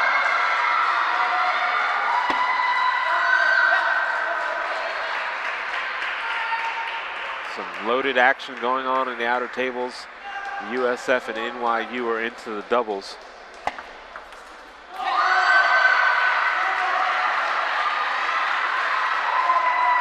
It's getting pretty rowdy in here. Kayer's come back, it's 5-all.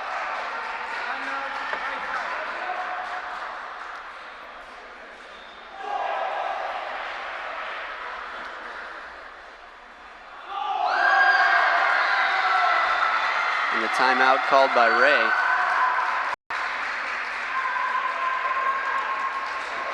USF leads that doubles match 1-0. It's tied 8-all in game 2. Serve on Lander's racket. Wow, they're only in game 2. Oh my goodness. We should get some video footage of Dave Yona. He would pump up a football team right now. That's because he looks like a football player. And sounds like a football coach. Oh my goodness. The team from Florida is just as animated as they could ever be. They don't have very many people in their corner, but they're just as loud as the very large NYU support. Yeah, NYU has the biggest cheering section of any club here, as far as I know, any school here. I know it's not in the camera zone, but we'll see maybe if after the San Diego match finishes, we can get a camera on Dave Yona. He just ran a lap around the table. Oh, the game was over, okay. USF takes a 2-game lead over NYU, a team that features the former U.S. national champion in Michael Landers. And, I mean, we're going to have to go to some stats here to take a look at what the say about this, because another upset is potentially happening just on day 2 of college nationals. NYU could be out of the tournament real quickly. Kayer picked up a 6-5 lead and then gave it back. It is 6-all on the screen right now. NYU is seeded 10th. South Florida seeded at 15. Wow. Speaking of 15 seeds, let's go back a couple weeks to March Madness, where Florida Gulf Coast University is a 15 seed. I watch table tennis. Well, fine. People out there know what I'm talking about. Florida Gulf Coast, as a 15 seed, made it all the way to the Elite 8 of March Madness. The first time a 15 seed got that far. Well, that sounds exciting. USF could be the Florida Gulf Coast of college table tennis nationals. Oh, good rally. Kayer driven way off the table, going for a squatting counterattack there. He's down 3 points. He's got to shut this out. Definitely a good timeout for Ray.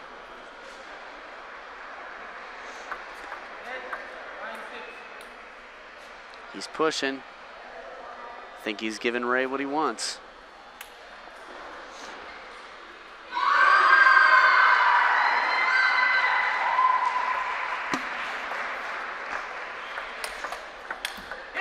Ooh, nice break there from Kayer. Soft shot from off the table.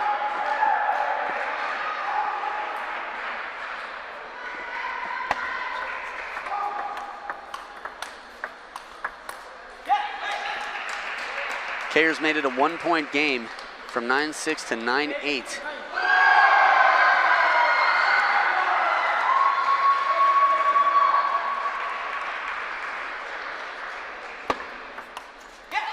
Very wide to the forehand. He's tied it up. It is 9-all. Ray's going to be serving the last 2 points of this game, potentially. He has the last 2 serve combo. I think he's going to try to earn himself a 3rd ball. It worked to get him up to 9-6. Oh, good attempt by Kayer. Right idea. Smart serve to the middle of the table, eliminating any opportunity for his opponent to open up with an attack. Oh, and Ray does it. Ray has taken it to a 4th game. Great timeout. Coaches seem very happy. Ray executed the plan. We're seeing a lot more comfortable loops from him. Kayer's going to have to do something to make the game his own and not be playing his opponent's game. What have you noticed? So as far as Kayer's artillery, I mean, he's got some threatening shots. We see a lot more passive play. What do you think would be the best strategy for him to take it right now? Well, the one clear difference from the first game to now is that he's allowed his opponent to establish a rhythm on the forehand side and get more comfortable. Right. He's going to have to take that away from his opponent immediately. He's going to have to change up the distance on the serves. He's going to have to apply some of his own offense, not just relying on the block. Right. Because he had a 2-0 lead, had an opportunity to get back into that game. It was tied at 9-all. And he gave it away. And we will look back at this in the event that it goes to 5. And if Kayer loses this, we'll look back at game 3 and say, well, that's where he potentially lost it at. I think we've seen a lot of blocking from Kayer, and the blocking when he's backing off the table, which is a natural habit, is not necessarily a good one because it takes away all of the offense that a block can offer with a close, angular shot. If he's blocking, I think he can move around Ray and do a lot of damage, but he's got to stay close and he's got to play the angles. Well, that moving Ray is a great strategy because he's fairly stiff and upright. That would be a great first move to start moving his opponent. And for a lefty like Kayer, we see a lot of blocks wide out to the forehand. Get him pinned on the backhand corner, put one down the line, and then the next one cross court out of reach. USF is up 9-4 in the 3rd game over NYU. The potential upset, 15 seed over the number 10 seed right now. Ramonti to serve. They have match point. Game point, match point on the outer tables, USF versus NYU. Landers to serve to Yona.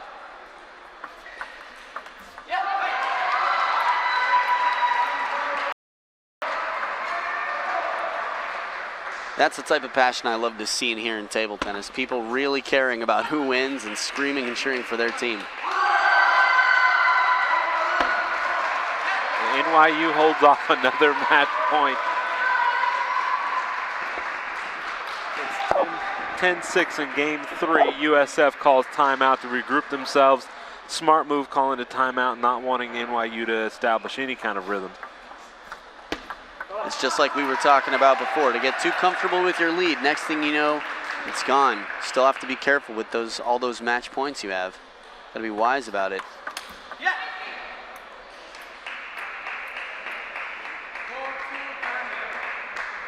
Kayer taking the lead right now. He's up 4-2. He seems to be focused on staying down and close to the table. You see him put his head down and his shoulders down. He's ready to block it back with some pace.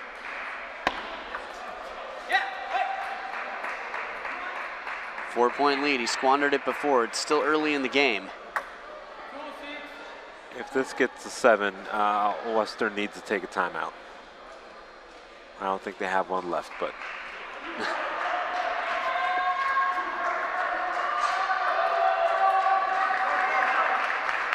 Right idea, right idea.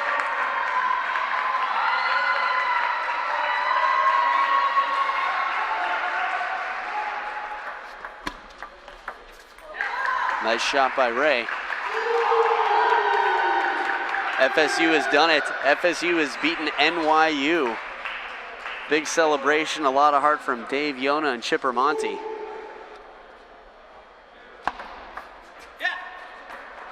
And by FSU, I mean USF, a completely different school that was playing NYU. The school that Dave Yona and Chipper Monty go to, as a matter of fact. Stands for University of Southern Florida. All right, I'm getting smiles of approval from the guys in the booth here. We're all from FSU. Oh, they're all from FSU. Mike and Big Mike is from FSU, as is Joe, so they heard it right away when I mentioned it. I, on the other hand, am from all the way on the other side of the country, so I don't know how to do anything over there. Wow, what a shot, a combo of shots from Ray. Big low forehand loop and then countered quickly with the backhand. Still a 3-point game. Kayer can't get too comfortable right now. Team photos between 10 and 12 at the Jazzercise.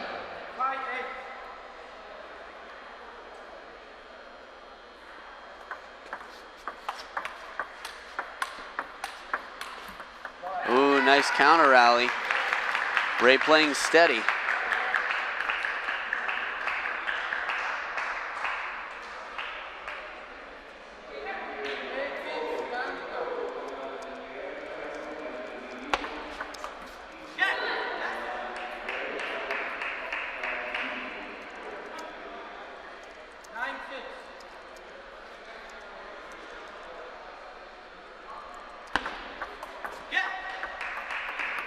It is 4 game points for Kayer, 4 match points. For those of you out in internet viewer land, hope you're enjoying this. We appreciate all the feedback. Good to know you're out there, and we're going to do our best to accommodate you and get you some excellent matches.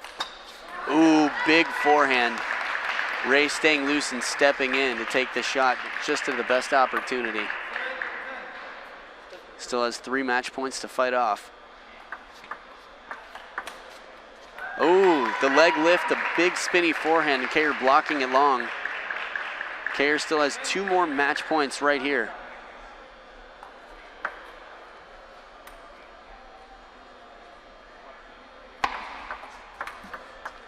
One more match point. If Ray takes this point, we are at deuce. This could get really interesting. Western Ontario's bench is all about it right now. UCSD bench clapping, giving support to Kayer.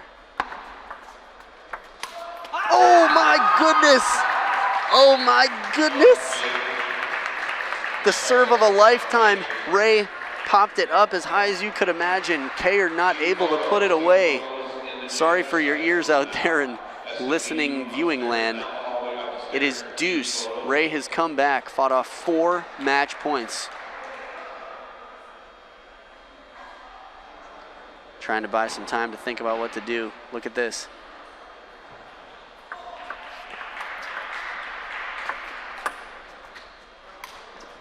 Oh, what an attempt. What an attempt. Kayer running like he's chasing a frisbee out there. Ball had so much hang time. Shots like that look easy, but Ray really had to reach in and make sure he didn't just smash that into the net. Way out of the comfort zone, although it's a great angle at the table for him. Oh no, 6 in a row for Kayer. The longest serve we've seen yet. It is now 2-2. UCSD giving me looks from the bench. Jessica Chung asking me if I have chapstick. We're going into game 5, and I'm being asked for chapstick. Let me see what I can do. Game 5 is going to be real interesting. A lot of words of wisdom coming from coaches Rana Vlasic on the San Diego team, lending her experience and training with Stellan Bankston out to Kayer.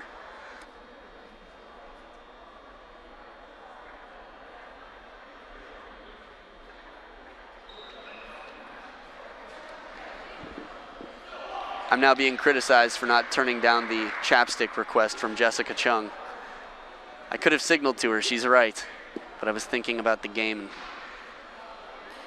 Wow, this is what you all pay for.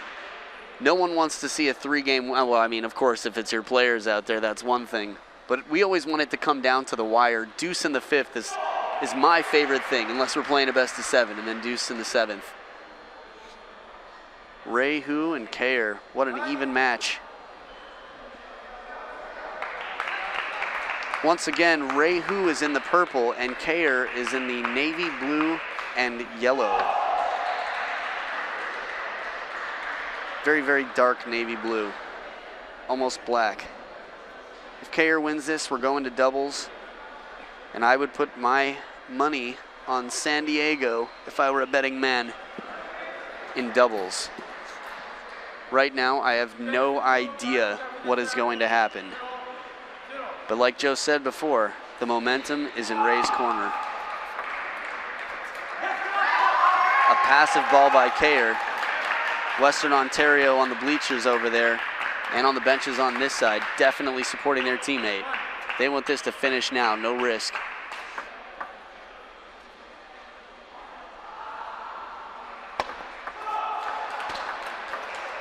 Oh, beautiful spinny forehand by Kayer. An aggressive shot we haven't seen, and Ray blocked it right back, keeping it low, putting the pace on it, and forcing Kayer to have an uncomfortable shot off the edge of the paddle. 2-0 for Ray.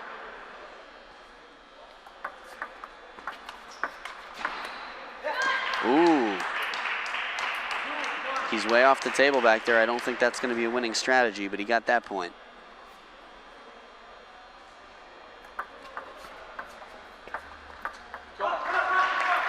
Playing the push game.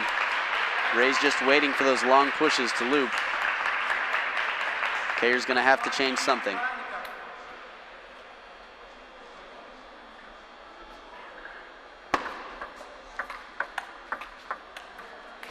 There we go.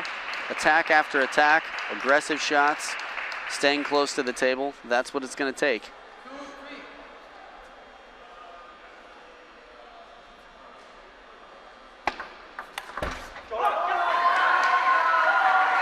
Sounded like the table was hit there.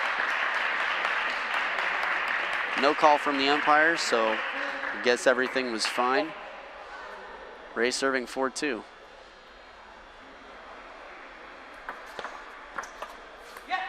Ooh, heavy spin ball just wide. Kayer with a 1-point differential right now.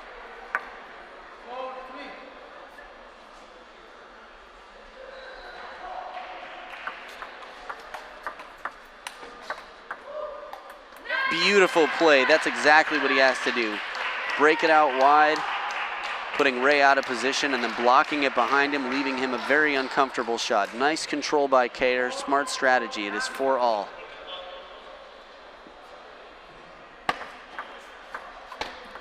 Oh, right idea. That's what I wanted to see. A nice serve to the backhand.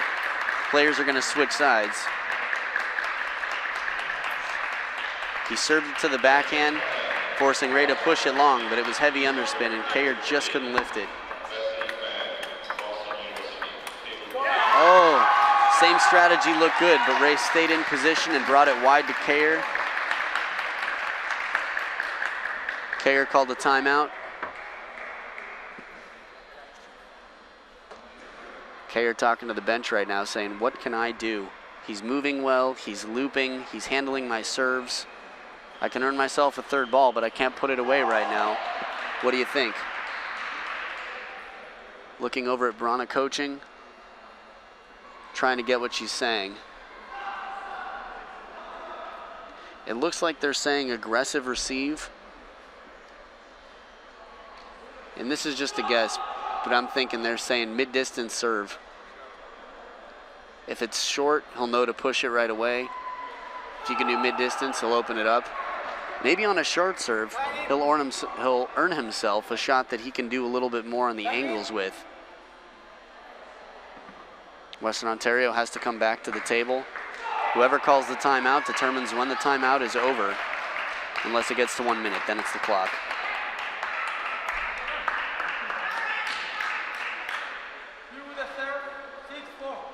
Ray Hugh serving.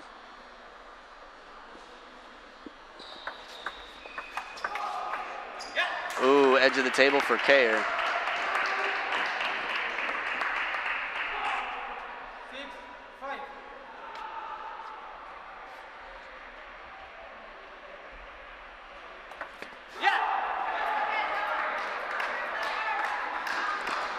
Kayer has tied it up. 2 fiery points. It seems like the timeout paid off.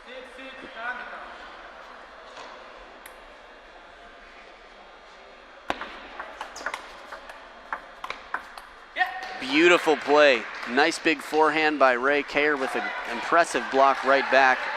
Getting a loose ball and driving it deep to the backhand. That's the type of pressure he needs to keep on. Even on defense, can't be too soft. There it is. Ray trying to step around and take advantage of a long serve to the backhand. The underspin bothering him, drives it into the net. 2-point lead for Kayer. It's been a switch this game.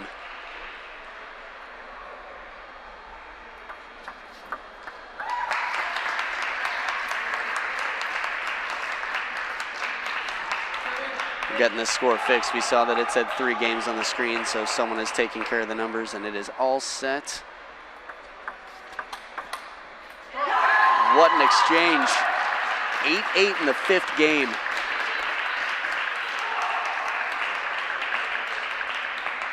Crowd starting to form around the court.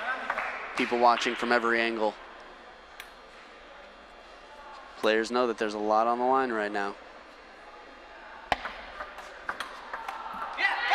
Ray playing soft, playing cautious, a little bit uncomfortable.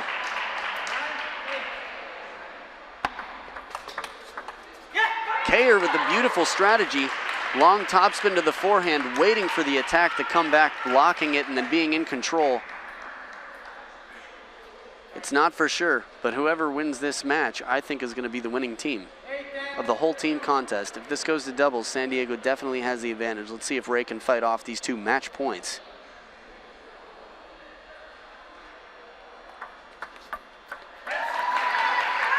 Right idea. I think if he can put it out wide to the forehand and stay on the backhand corner for a block, just as if he were serving, that might be a good strategy.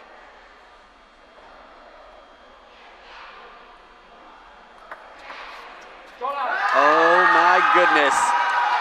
And here we have it. Deuce in the 5th game. You cannot pay for a more exciting match. This is what we want to see.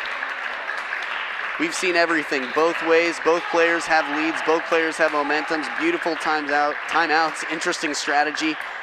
I think he's going to go long serve to the forehand.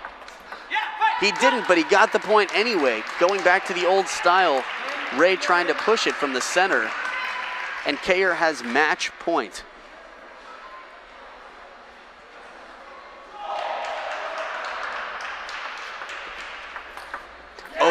Beautiful inside out down the line. We haven't seen that shot from Ray yet. It is tied back up 11-all. We're deuce in the 5th. Yep, we talked about it earlier. It goes back to game 3. Here we are.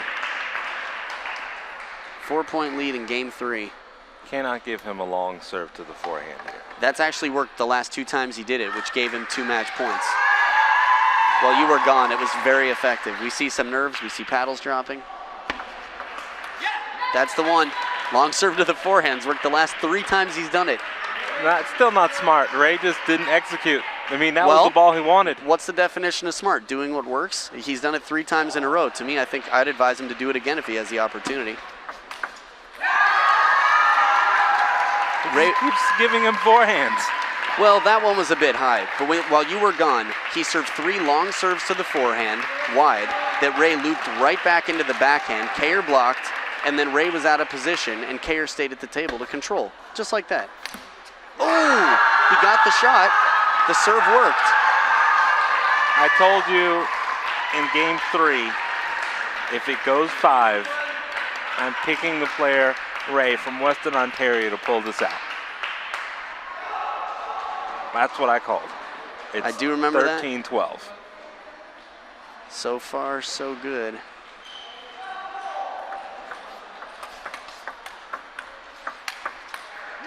Oh, beautiful shot. Oh, heartbreak for San Diego. Western Ontario sneaking it out, making Joe look like an honest man, a fortune teller, really. Genius is what it's called. It's called genius. Anyone at home who didn't believe in something called momentum, this is proof. Well, I wouldn't say proof. You missed, I don't think you saw the last game. It went back and forth. I mean, the lead was exchanged many times. Each player had a lead of at least 2 points on several occasions. Kayer earned himself 2 match points. But the comment here is, should it have gone 5? Well, if No. you're UCSD, definitely not. If No. you're Western Ontario down 2-0, yeah, of course. Wow. I'm getting Cyrus the look from Agad Cyrus. just gave me the finger. Not that one. He gave you the pointer finger The saying, pointer "Yeah, finger. told you so." Ben Crenshaw, 1999 Ryder Cup Golf. Heading into the final day, the U.S. team is down 7 points to the European squad. He left the media room wagging the index finger saying he believes in faith. That's what Cyrus Agad just gave us, the finger as if he believes in faith. I think that has nothing to do with it, but It reminds me exactly of the 1999 Ryder Cup, and Oh, it's man. the same waggle of the finger. He Well- didn't make any predictions.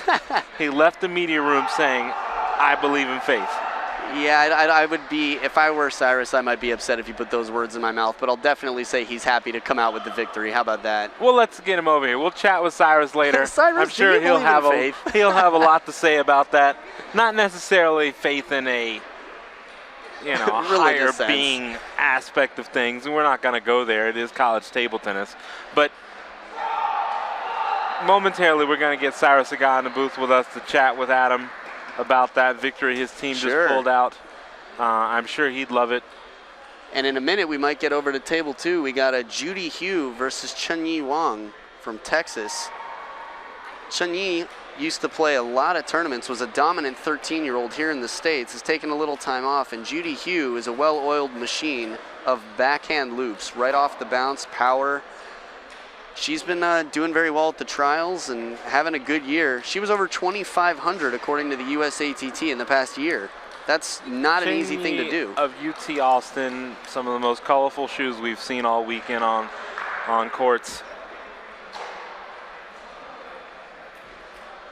Yeah, I might have to get a pair like that. We'll see. Do they reflect their personality? They reflect everything. Vibrant, Reflective shoes. It's reflective shoes. and they do reflect their look personality. At me. Look at you. Hey, look at me now. Look at me I'm making now. paper. I'm Someone making- works in a paper factory. I don't think she does, but her shoes definitely say, hey, look at me now. Shani's smiling at me and saying something about her back, I think. Distraction. She's got to stay focused. She can't be charming me right now. This isn't a practice match. This is college nationals. Right, exactly. Every match counts. I mean, there's nothing wrong with people being excited to be here on the table.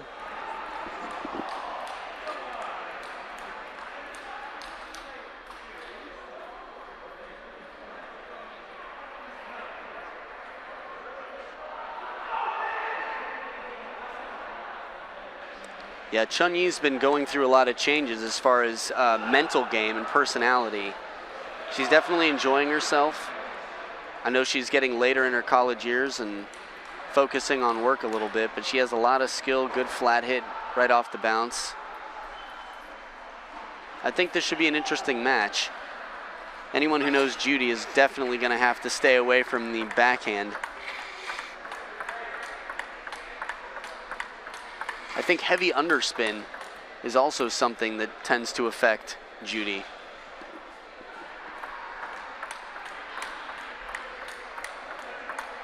As far as her strengths and weaknesses go.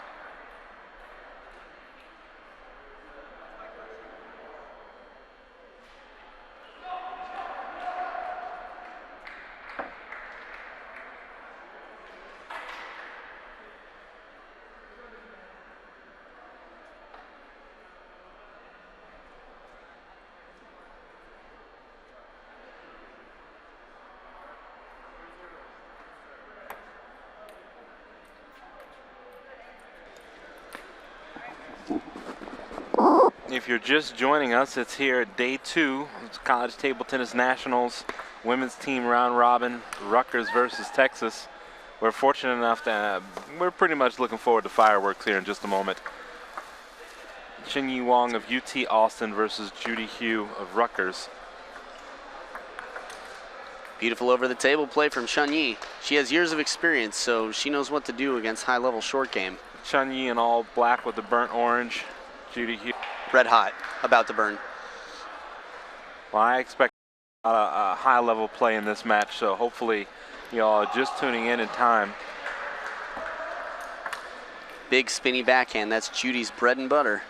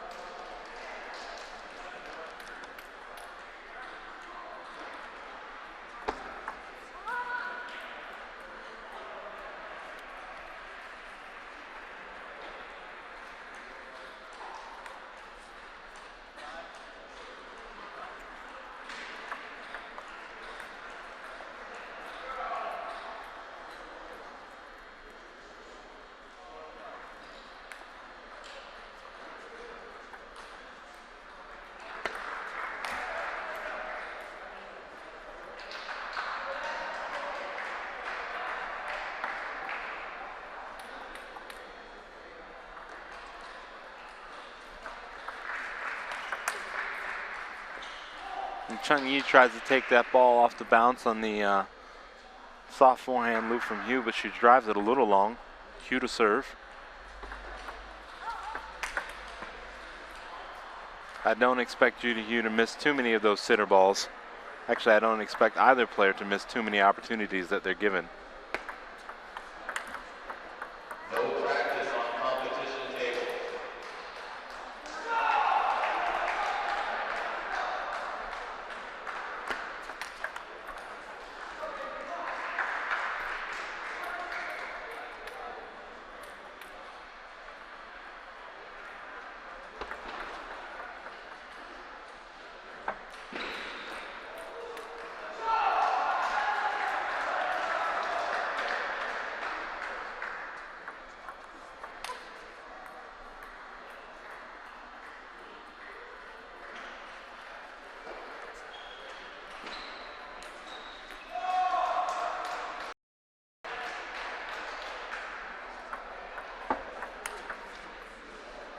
Beautiful blackhand cross-court loop from Chung-Yi.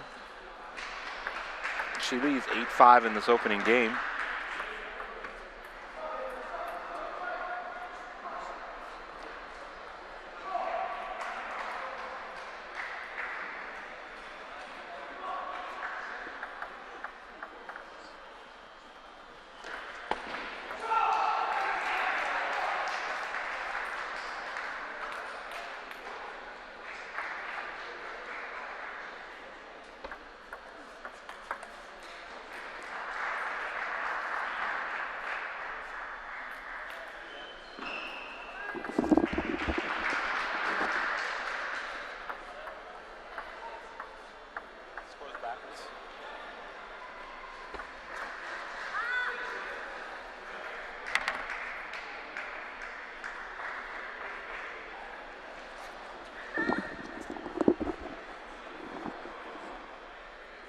Judy Hugh takes game 1.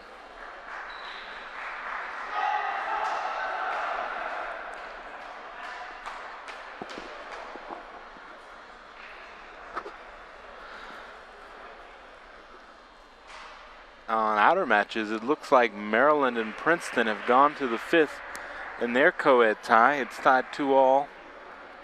The winner of this game will advance.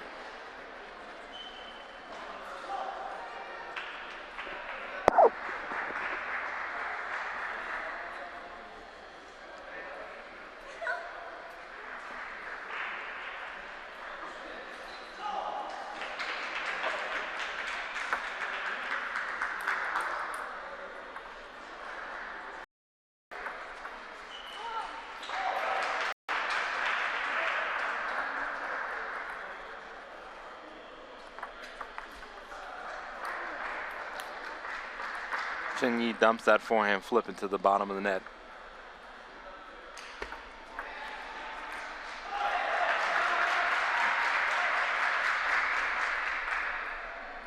Like Adam was stating earlier, Judy Hugh playing at a very high level as of late, rating getting above 2,500.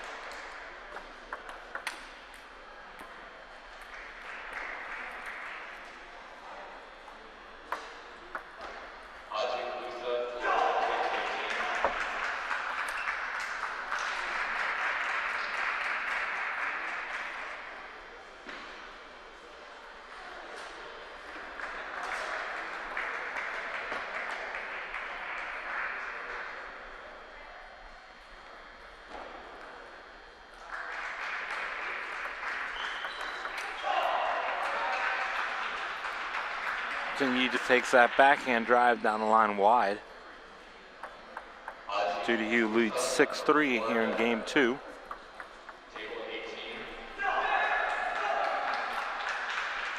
Chen Yi taking a moment just to slow things down and collect herself.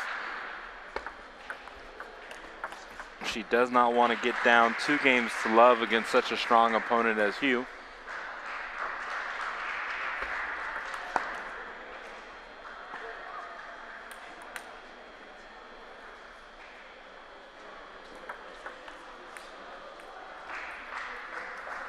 She continued to take her shots, she's just missing them, unfortunately. Hugh leads 9-4 in game 2.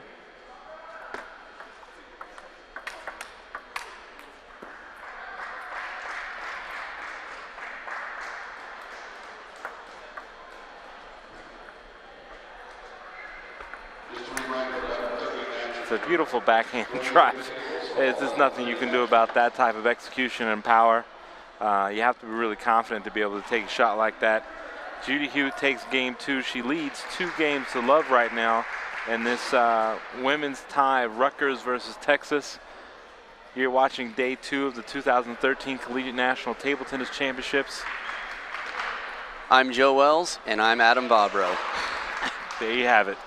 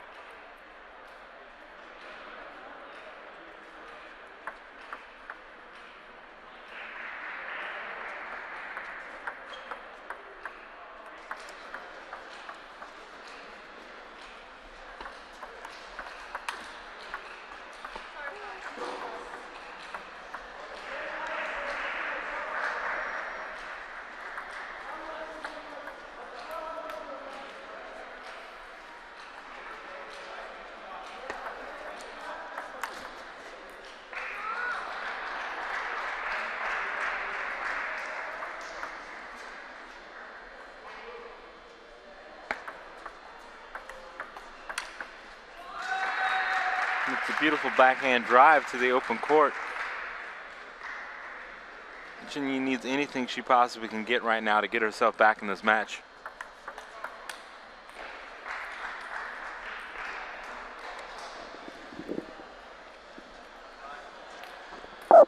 She's got a great flat hit if she can just get the ball up a little bit. Pushing high to Judy's backhand, not going to do it. I don't think Judy is going to give her too many opportunities to open up with the flat attack. It's one difference between a very high-level player and a fairly high-level player who's a little rusty. There we go. Nice serve. Tricky underspin. Mid-distance to the backhand. Ooh, good receive from Chung. Following shot she's not happy with. Understandable.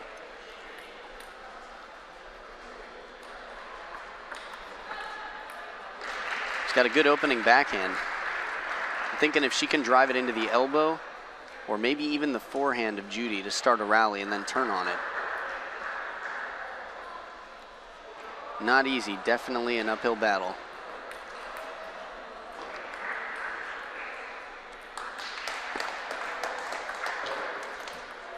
Ooh, got a point going to Judy's backhand. Not gonna happen too often.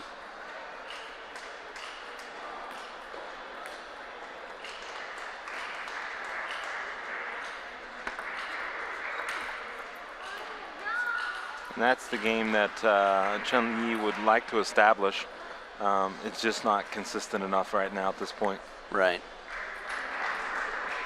Would you say that it's going to take a lot of practice for her to be able to get back into that type of form? Well, she's never quite been in Judy's form, I think. Match goes to Judy in 3 straight. Yeah, Chung at her best, I can't remember if she ever got near 2,300. I think maybe, but I remember her being 2,150-ish a lot. Breaking that 2,200 barrier is pretty difficult, and then to keep it up, I mean, Judy's been 2,300 plus with a rare. She dropped under 2,300 for a little bit, but she's been well over for a while. Yeah, I would say she's consistently a 2,350 player for the past, I don't know, 5 years at least. Yeah, and that's the difference here for a lot of these players. Some people are consistently or have been at a 2,400 level for quite some time. There are some people that are just getting to a 2,200 level, but there's an obvious difference when you see their play on the table. That's right. There's so many elements of a game that people forget about sometimes. The little details that are tough to see from far away, but service received, the difference between a short serve and a long or mid-distance serve, for example. Footwork, shorter strokes. At a lower level, you see a lot of people with big strokes. At a higher level, they can't afford it because when the ball comes back, they're not ready to do it again. Then they have to resort to lobbing and doing lazy stuff. Something that Adam is all too familiar with. I don't think he'd put him in the category of lazy. It's all debatable. For a high-level player, I would appear to be really lazy because watching someone like Justin Wong do multi-ball, he can loop it from both sides of the table with his forehand for minutes in a row, just relentlessly grunting and pounding the ball, no problem. For me, if I loop 5 shots in a row, I need an inhaler and a bowl for my almond breeze and steel-cut oatmeal, which needs some brown sugar, by the way. I put a banana in it. But yeah, so I might not look lazy because I'm running around, but that's because it's a much easier job than being close to the table and squatting and grunting and really turning and, using all your strength to power another loop into the ball. Well, you should take a page out of Brana's book. You do some That's what I do. We do the same thing. We do wall sits while brushing our teeth. We live in different cities, but we do the same thing. I would say at the same time. She's waking up and I'm going to sleep, and we're both doing wall sits while brushing our teeth simultaneously. It's interesting. Adam says he's going to sleep at 6, 7 o'clock in the morning. I'm a night owl. I will not deny it. It's when the creativity flows. It just feels good to me. Also feels good to be here watching some really high-level play. People, I know I've said it a few times, but for people to make it to the national championships now, it's not just winning their division. They have to play at divisionals. Then they have to advance to the regional level. And then they have to advance to the nationals. So these people are not slouches. It's a rare occasion that we even see a team who has a 4th player that's not a pretty seasoned tournament player. Well, you have to look at it, to put it in perspective. The top 25 male players are above 2,100, close to 2,200 players. That's amazing. 25 players here, 2,200 and above. On the women's side, you know, it's equally as deep even for a women's field. The top 13 seeded players are above 2,000. That's a nice parallel. That's a You really know, solid draw. Obviously, there's some gaps at the top. You know, Well, Jachi is going to leave gaps everywhere she goes. Sarah's played very strong here in the past. She's won the nationals before. Judy Hugh is back, playing very well as of late. I'm sure she's looking to get back to the finals again. She's going to have a tough Fukushima road. of Lindenwood. Yep. They play a lot of tournaments around their area. I'm sure that they're not trying to go lightly at this 2013 event. Everyone's definitely here with gold in mind. Yeah, it's just amazing how driven and what different performances come out of these players when their team is competing, when it's for more than just the pride of personal. You know, it's easy to be lazy and take credit for it. Anyone can do that. But you can't be lazy when you got a team relying on you to pull off a big match. I still feel for Kayer 6 match points between Game 3 and Game 5. I don't. You don't feel for him? Nope, not one bit. You're a cold-hearted snake, Joe. I've been called worse, but hey, it is what it is. He should have finished him out back in Game Oh my 3. goodness. Can we get Paula Abdul out here? This is for 2 reasons. 1, the song reference, and 2, she is a sweetheart of a judge. She would say nice things like, oh, we liked you so much. We really wanted you to win. It's not reality.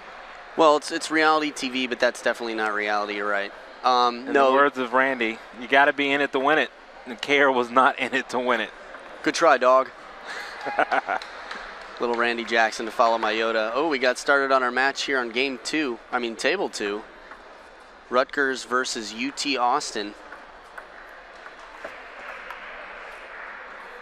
We're going to get some information for you, get it up on the screen and get it out to you so you have some context for what's going on, and this will be one of the more richer experiences of the tournament.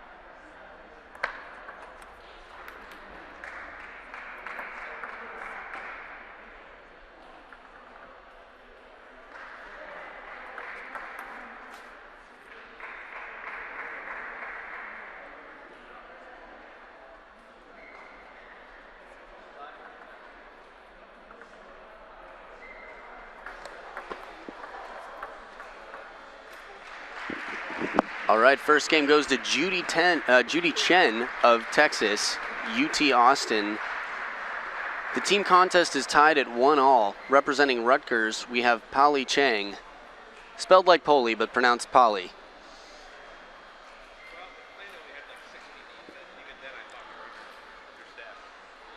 It's very interesting when we get into the 3rd and 4th spots for some of the women's teams. Having a deep roster can definitely make the difference. And of course, the way the ratings, for those of you who don't know how NCTTA team ratings work, we do 1.5 times the sum of the top 2 players from each team, because 2 players are very valuable. You could have 2 very strong players and 2 very weak players, and the 2 strong players can take care of everything because they get their 2 singles matches and the doubles, and that's it. So we're on to game 2. It's Chen and Ching, Yep. like yin and yang almost. There are similarities with the last parts of the word for sure. Both ending in Y, Polly, Judy. So they're pretty much the same person. I see where you're going with this, Joe. So Polly takes the first 2 points. Judy serving here. Long serve to the backhand, following it up with a nice third ball. Driving Polly off the table.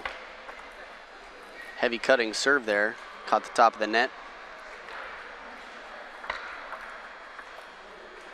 Ooh, unusual sort of mid-distance chop there. Score is 3-1. A little bit long, a little bit high. Judy missing an opportunity there. 4-1 for Polly.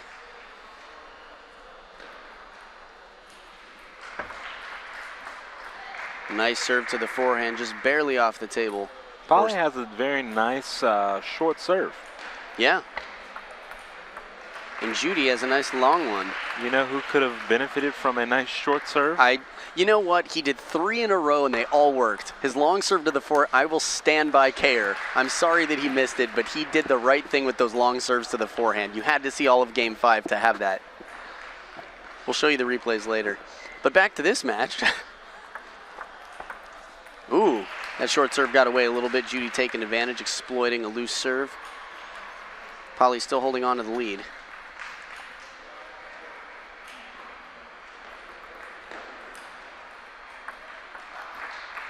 Very interesting placement, standing on the forehand corner and serving cross court from the forehand. Seems like a tough angle to get yourself back in position from. Right, I think it's a serve that people with a confident backhand or blocking ability use. You see a lot of the men's players standing on the backhand corner receiving, basically saying, I challenge you to hit it down the line because my forehand's going to crush it. Try to avoid my forehand, basically.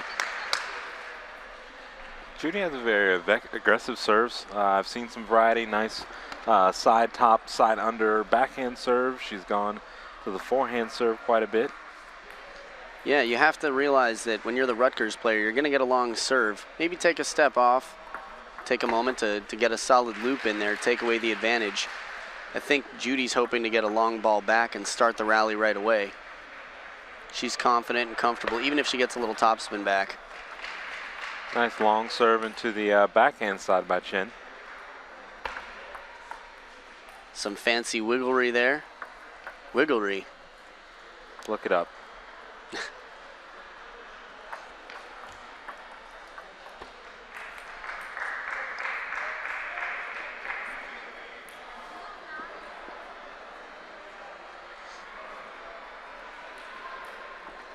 Polly serving at 7-10.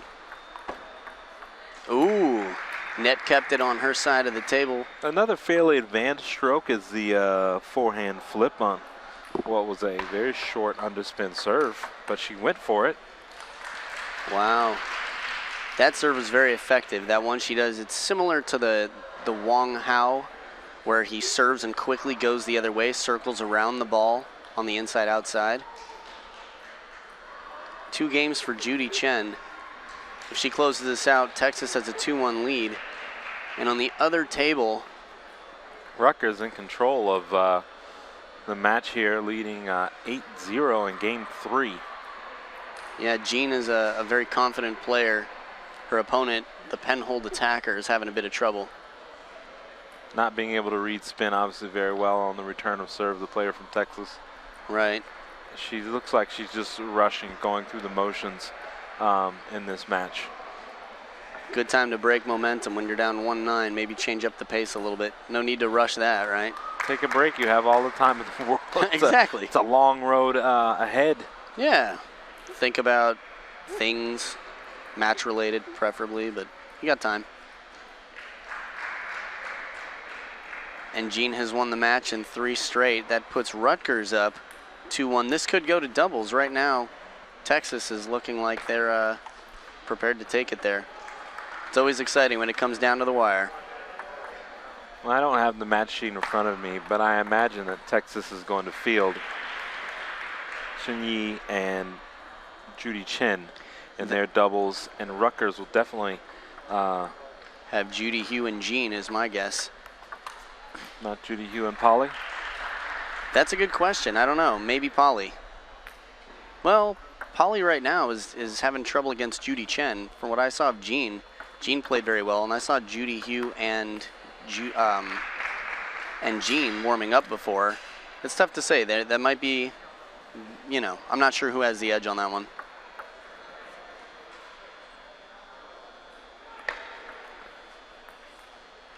Texas has a chance, there's no doubt about it. Let's go to the women's seeding here. Rutgers is seeded 7th, Texas is seeded 10th, but going into doubles, you have to like Texas's chances. I don't. I mean, I know I have to, but I don't. I feel like Judy Hugh is just the dominant player of the 4 who are going to be on the table for doubles, and while Chunyi's trailing, it's going to come down to who they're paired with. And I think Rutgers has strong enough partners for Judy Hugh to keep the advantage. Let's see if they had a women's doubles team involved earlier.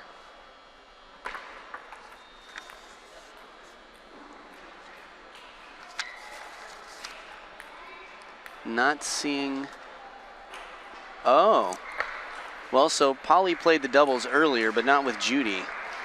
So that was definitely a lower. That's interesting. That is interesting. I'm not sure why that is. Because we had Justin Wong play with Grant Lee, and he didn't play in the singles. He was still qualified because he's here for the teams. So Judy should be qualified. Must be something we don't know, a detail we're missing. And there it is. Judy Chen has taken it in 3 straight, quick and painless. 11-1 in the last. Big smiles and high fives. But now they got to stay focused because doubles is coming up. This should be interesting. It's a good time to tune in if you're not already part of the live stream. I'm going to power myself up with some delicious breakfast food. I'm Adam Bobrow. And I'm Joe Wells.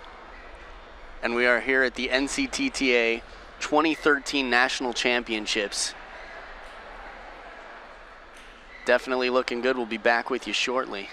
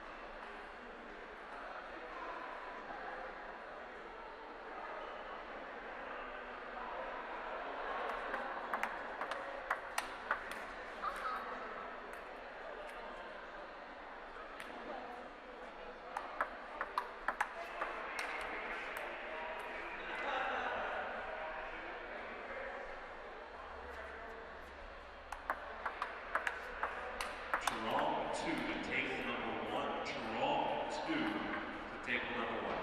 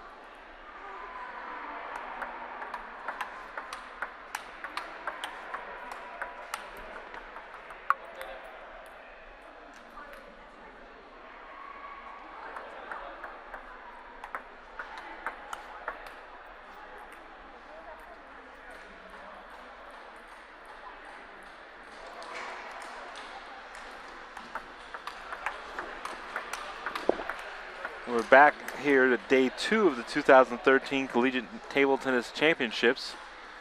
We're going to switch from women's action right now to go to some men's preliminary rounds. Almost Zavala of Florida State University versus Tron 2.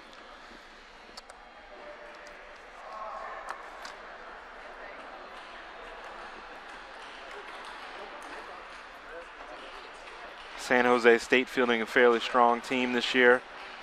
Tron obviously representing them in the singles. Olmo, a former member of the Mexican national team, just kind of getting back involved in table tennis. Excited to have him here.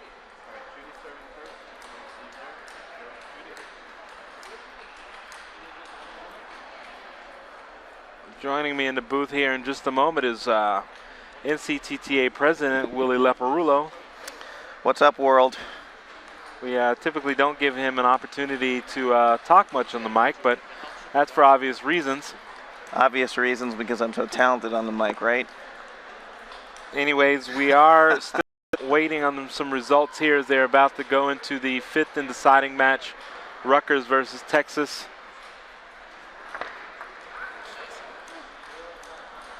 As we said earlier, Texas now has an opportunity to win this tie.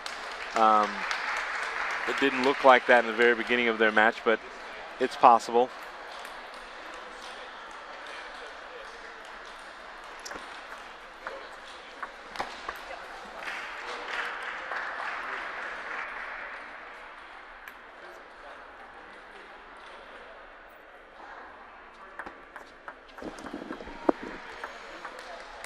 So in center court here, we've got Olmo, Zavala, Romero, and Trong 2. Trong 2's from San Jose State, and Olmo from FSU. Both Joe and I graduated from FSU. Actually know Olmo pretty well. Joe, you know, what do you think his chances are here? Having seen him play and having seen his father play and so forth, we know Trong 2 pretty well as well. Well, like we said, Olmo Zavala is just getting back into game. He's been training a little bit down at Florida State. Doesn't really have the opportunity to compete at a high level on a regular basis. But we are excited to have him back. Once again, like we said, he's a former Mexican national team member. He's going to give it his all, that's for sure. I'm sure he's never seen Tron 2 play before.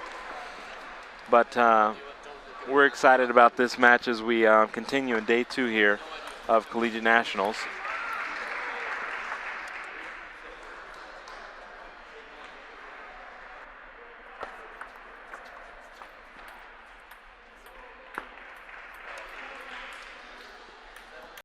So match has started.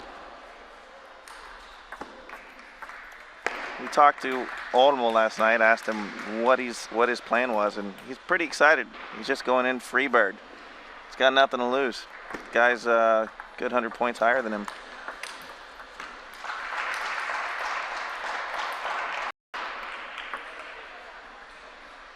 Olmo shared a story with us earlier here this weekend that because no one really knew who he was, he had a hard time finding practice partners.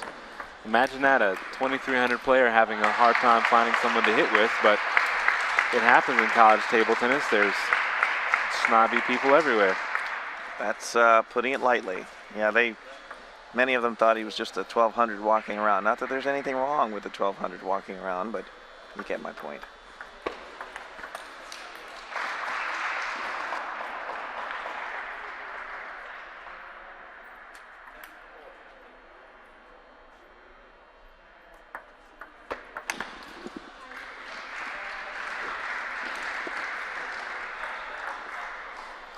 Nice forehand drive there from two. Obviously, Zavala realizes he's up against a very tough opponent.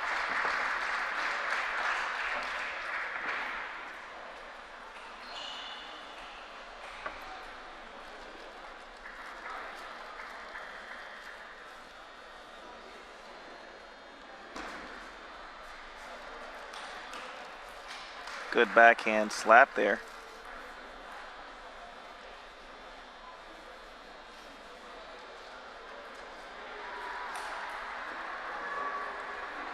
Almost got to do the better on return of serve here because Tron 2 is just at another level.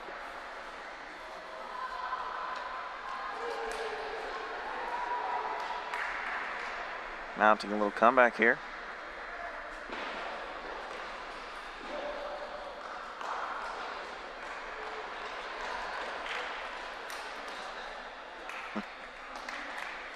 Not much you can really do about that when you think you have a very strong forehand drive down the line and it just comes back countered off the first bounce. Two remaining on the aggressive side of things here. You know, not much you really can do other than try to beat him to the punch because he's definitely going to go after each shot.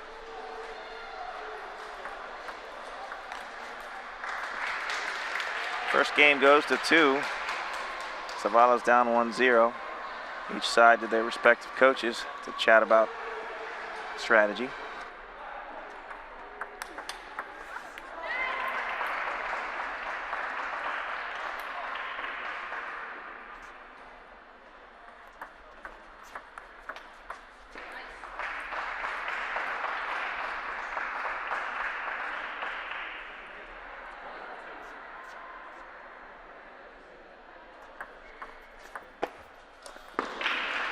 So it's interesting, Olmo has this training regiment that he uses at Florida State. It's called Mexican military training. Hopefully he can use some of that to encourage and motivate himself. We used to call him Jefe. I think the Mexican military training is obviously helpful with people's endurance, ability to play long matches. Not sure how much of it is geared around technique and skill. Maybe Tron 2 has his own San Jose State military training. We don't know.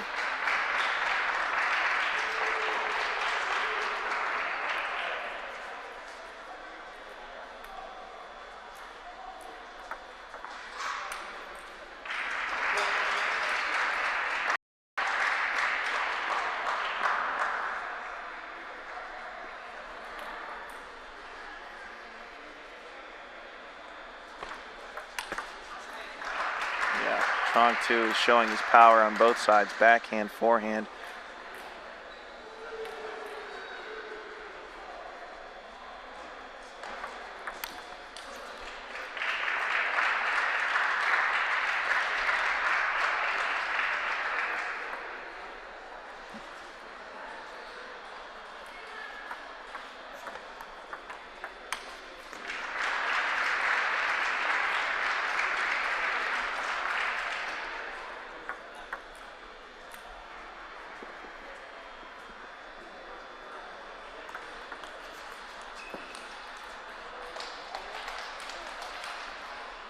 Oh, that's an excellent angle there by 2. My gosh.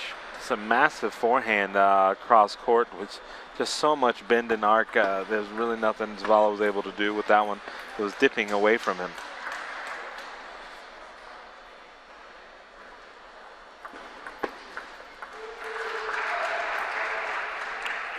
We know there's a number of people on the Facebook world, also in Mexico, watching this match. So, hola a todos.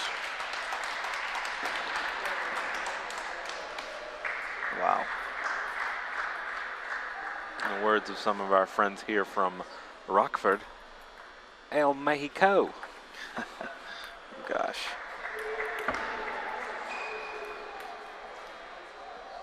Trong 2 is just in a rhythm.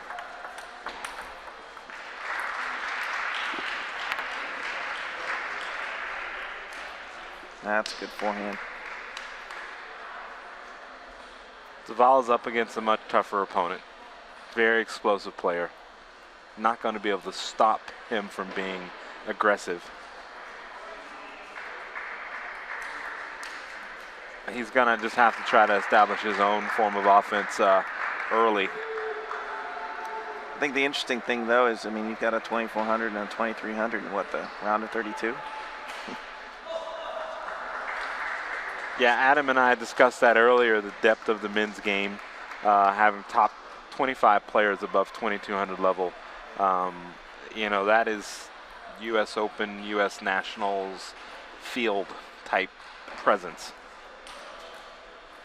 And Well, we have it here just in college. I was going to say, it's NCTTA type presence as well.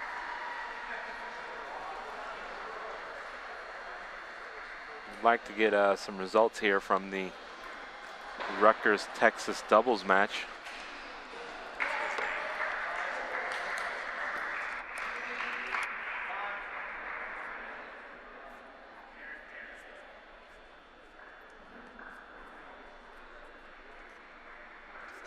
Well, Trong 2's up 2-0 here. Zavala shoots us a stare as FSU alums asking for some advice, some help. It's a little difficult. I think Zavala's in for it right now, but, you know, Zavala's a monster. He's not going to give up. Back home at Florida State, they call him El León, because he never gives up. King of the jungle. Shout out to everyone out there at Florida State Table Tennis Club watching the broadcast. I'll be back for Monday's practice. Olmo will not.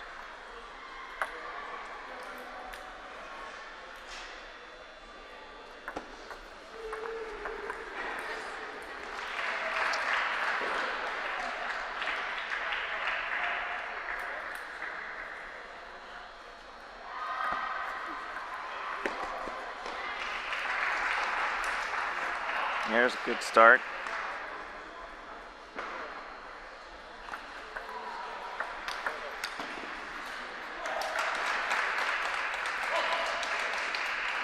Finally, some vocal from Olmo Zavala.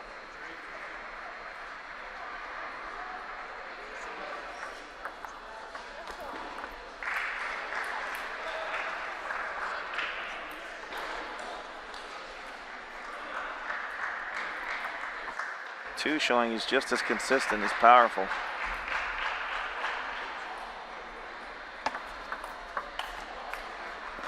I think Olmo is getting some of the balls that he wants in his wheelhouse. He's just not executing the shot.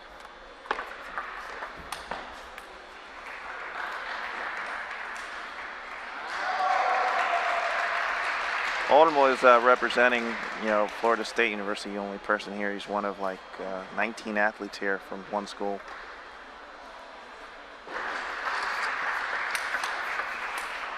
Nice block. Beautiful block there. Might have caught him too off guard a little bit.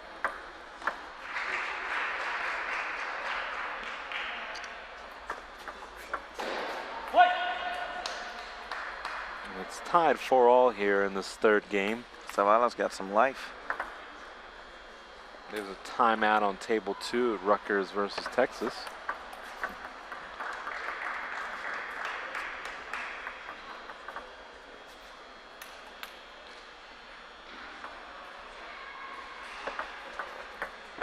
Nice short serve.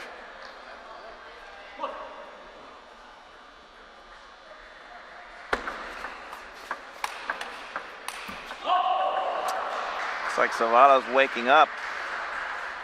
We're gonna hear vamos soon enough.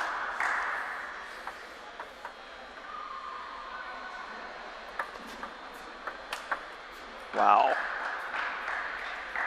Can't say enough about that backhand. It's a blazing one. It takes a turn, can't give him one bounce long to a whole nother level. Yeah.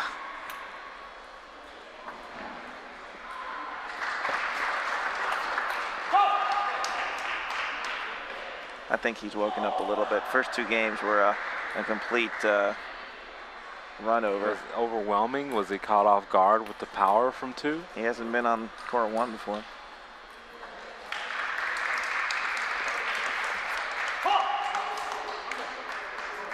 Zavala's gained the advantage. Strong 2 to serve, down 6-8.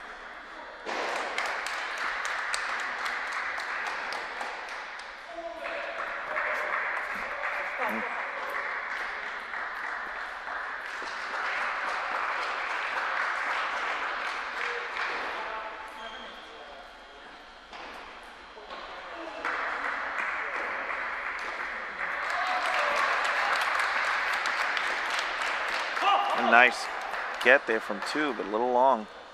Zavala's up 9-7. Could serve it out here.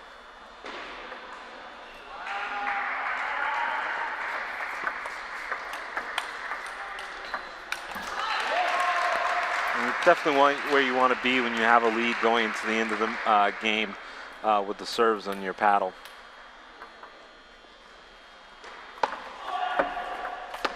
Wow, there we go. Florida State gets the game here.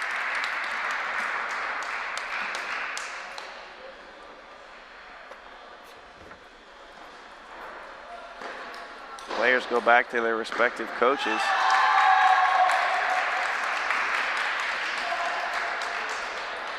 What kind of conversation you think they're having, Joe? Trong 2 is probably more calm. And well, he knows he still has the lead. He's, you know, probably thinking, okay, hey, I need to settle down here and just relax. He was missing a few of his shots. He might want to try to establish some of his rhythm again on the forehand side. Obviously has a very aggressive backhand. He's not shying away from that. But Zavala has a little momentum going into this 4th game here. I don't think he's going to be able to hit through 2, but he's going to have to find a way to combat the power and play a safer shot. As Florida State table tennis also says, 10 more to go for Zavala. See if Trong 2 can make that not happen.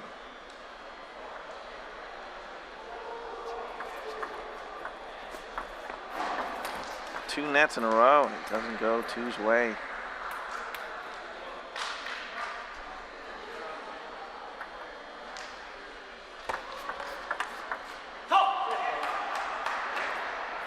Wow, this is a turn of events here.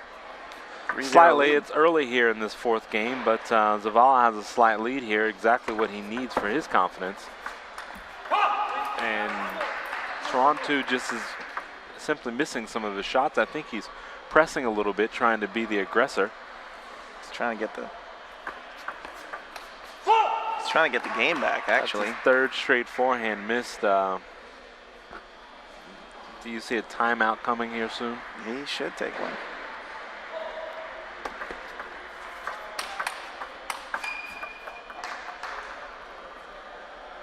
He was able to reel off 2 forehands in a row there.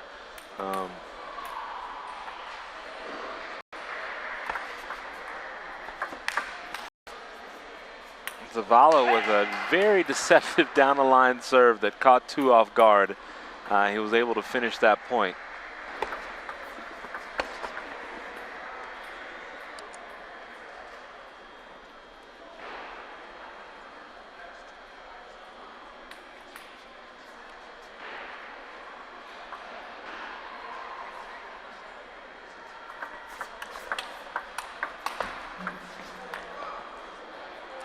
Oh, that was incredible. Left-handed lob on a net. Great recovery effort great from Zavala.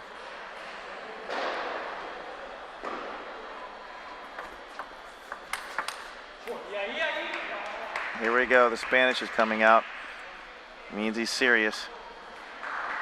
Zavala cannot allow 2 to establish rhythm. He's got to take control right now.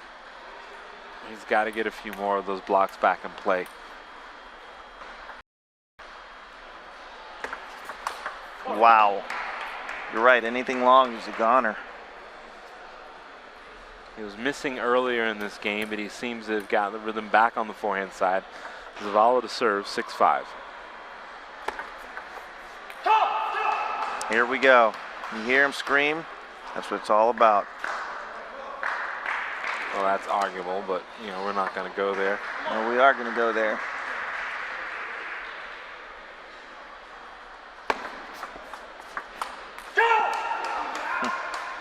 Players get pumped up, they yell. This is what college table tennis is about. As long as there's no chewing in the face, no pumping held for extended periods of time in the face, or there will be a card called.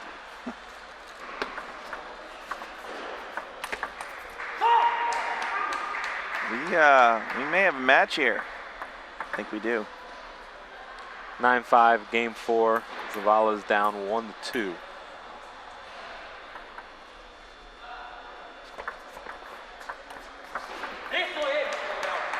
He yells SOS, which means that's it. Game point. We're tied up 2-2. It's a match, folks. Tron 2 could be facing some nerves here. Olmo Zavala for sure. He's excited. Well, the one thing about it is he's the higher rated player, but you cannot lose a 2-game lead to a player with the experience that Zavala has, regardless of what it says on paper, regardless of obviously the shot making ability that 2 has. You just can't give away a lead like that, because now it starts to become a matter of what's going through 2's mind. He obviously fell off early in game 4, missing a lot of forehands. He appeared to pick it back up slightly, and then he fell right back off. Zavala took that 4th game 11-5 with some ease. I think Zavala is feeling more confident with the ability to control some of 2's opening attack. And he's going to have to keep that up here in game 5. If he's able to take this, I think this means huge going into the round of 16 for Zavala. 10 more points for Zavala. Pull off an upset here.